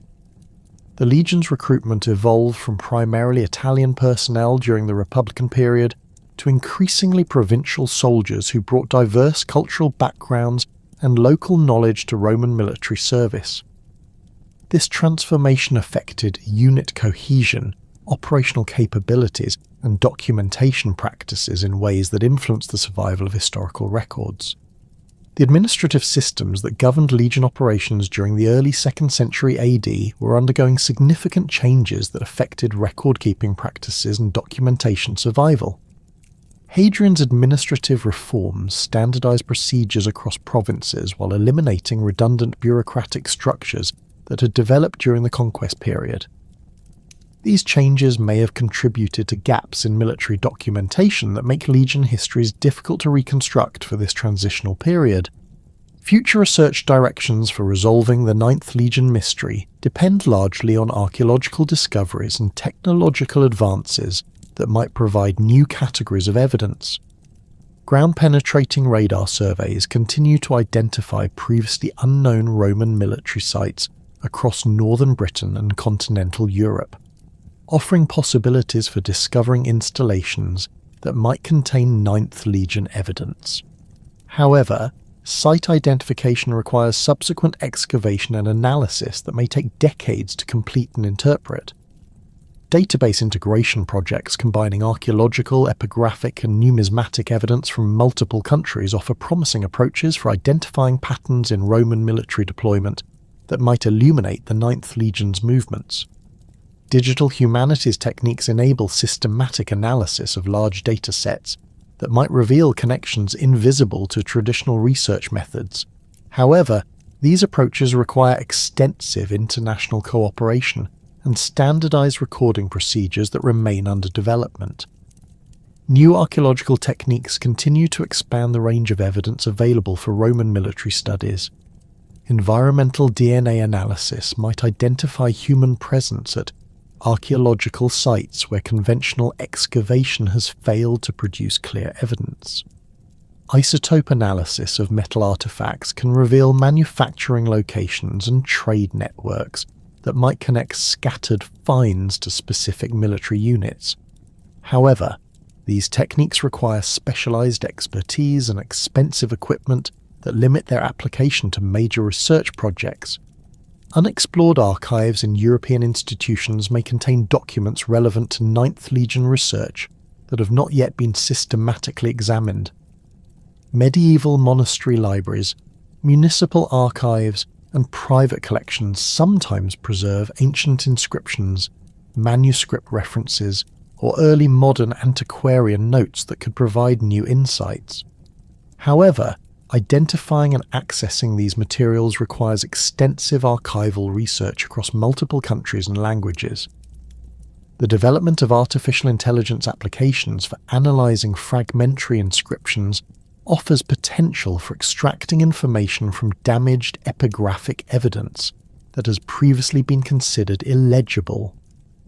Machine learning algorithms trained on complete inscriptions might identify letter patterns and abbreviation conventions that enable new readings of problematic texts. However, these applications remain experimental and require validation through traditional epigraphic methods. Climate change effects on archaeological sites create both opportunities and challenges for future Ninth Legion research. Changing precipitation patterns and temperature fluctuations affect soil conditions that influence artifact preservation and site visibility. Coastal erosion and flooding may expose previously buried archaeological deposits while simultaneously threatening established sites. These environmental changes require adaptive research strategies and urgent investigation priorities. International cooperation frameworks for Roman frontier studies continue to develop through organizations like the International Congress of Roman Frontier Studies and the Frontiers of the Roman Empire World Heritage Site Project.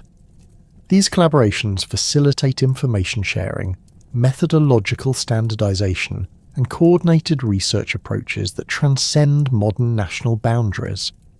However, political tensions and funding limitations sometimes constrain the scope of international research cooperation. The enduring mystery of the IX Hispana ultimately reflects the inherent limitations of historical knowledge and the complex relationships between evidence, interpretation, and understanding. Despite decades of intensive research using increasingly sophisticated methods, the Legion's fate remains unresolved because the available evidence simply cannot support definitive conclusions about what happened to this particular military unit during the early 2nd century AD. This uncertainty, frustrating though it may be for those seeking clear answers, serves valuable purposes in historical education and public understanding of the past. The mystery demonstrates that history is not a collection of established facts, but an ongoing process of investigation, interpretation, and debate based on incomplete evidence. It illustrates the difference between what we can know with confidence and what remains forever beyond our reach, teaching humility about the limits of historical reconstruction. The Ninth Legion story also exemplifies how historical mysteries can capture public imagination and inspire continued interest in the ancient world. While popular fascination sometimes leads to oversimplified explanations or fictional embellishments, it also motivates support for archaeological research, museum education, and historical preservation efforts that benefit broader understanding of Roman civilization. Perhaps most importantly, the mystery reminds us that the Roman Empire, despite its reputation for administrative efficiency and comprehensive record-keeping, was a human institution subject to the same limitations, failures, and accidents that affect all human endeavours. The disappearance of the Ninth Hispana from historical records may result from nothing more dramatic than bureaucratic oversight, administrative reorganisation, or the simple passage of time that has erased evidence of routine military operations. Whether the Ninth Legion met its end in a Highland glen, marched away to serve on distant frontiers, or simply faded into administrative obscurity through bureaucratic reorganisation, its story continues to illuminate the complexities of Roman imperial history and the challenges of understanding the past through fragmentary evidence. The mystery endures not because it represents a particularly significant historical event, but because it embodies fundamental questions about how we know what we know about the past and what happens when the evidence runs out. In this sense, the fate of the Ninth Hispana transcends its specific historical circumstances to become a metaphor for the broader human experience of confronting the unknown and accepting the limits of knowledge. The Legion may have vanished from history, but its mystery continues to teach us about the nature of historical inquiry, the power of imagination, and the enduring human desire to solve the puzzles left by those who came before us.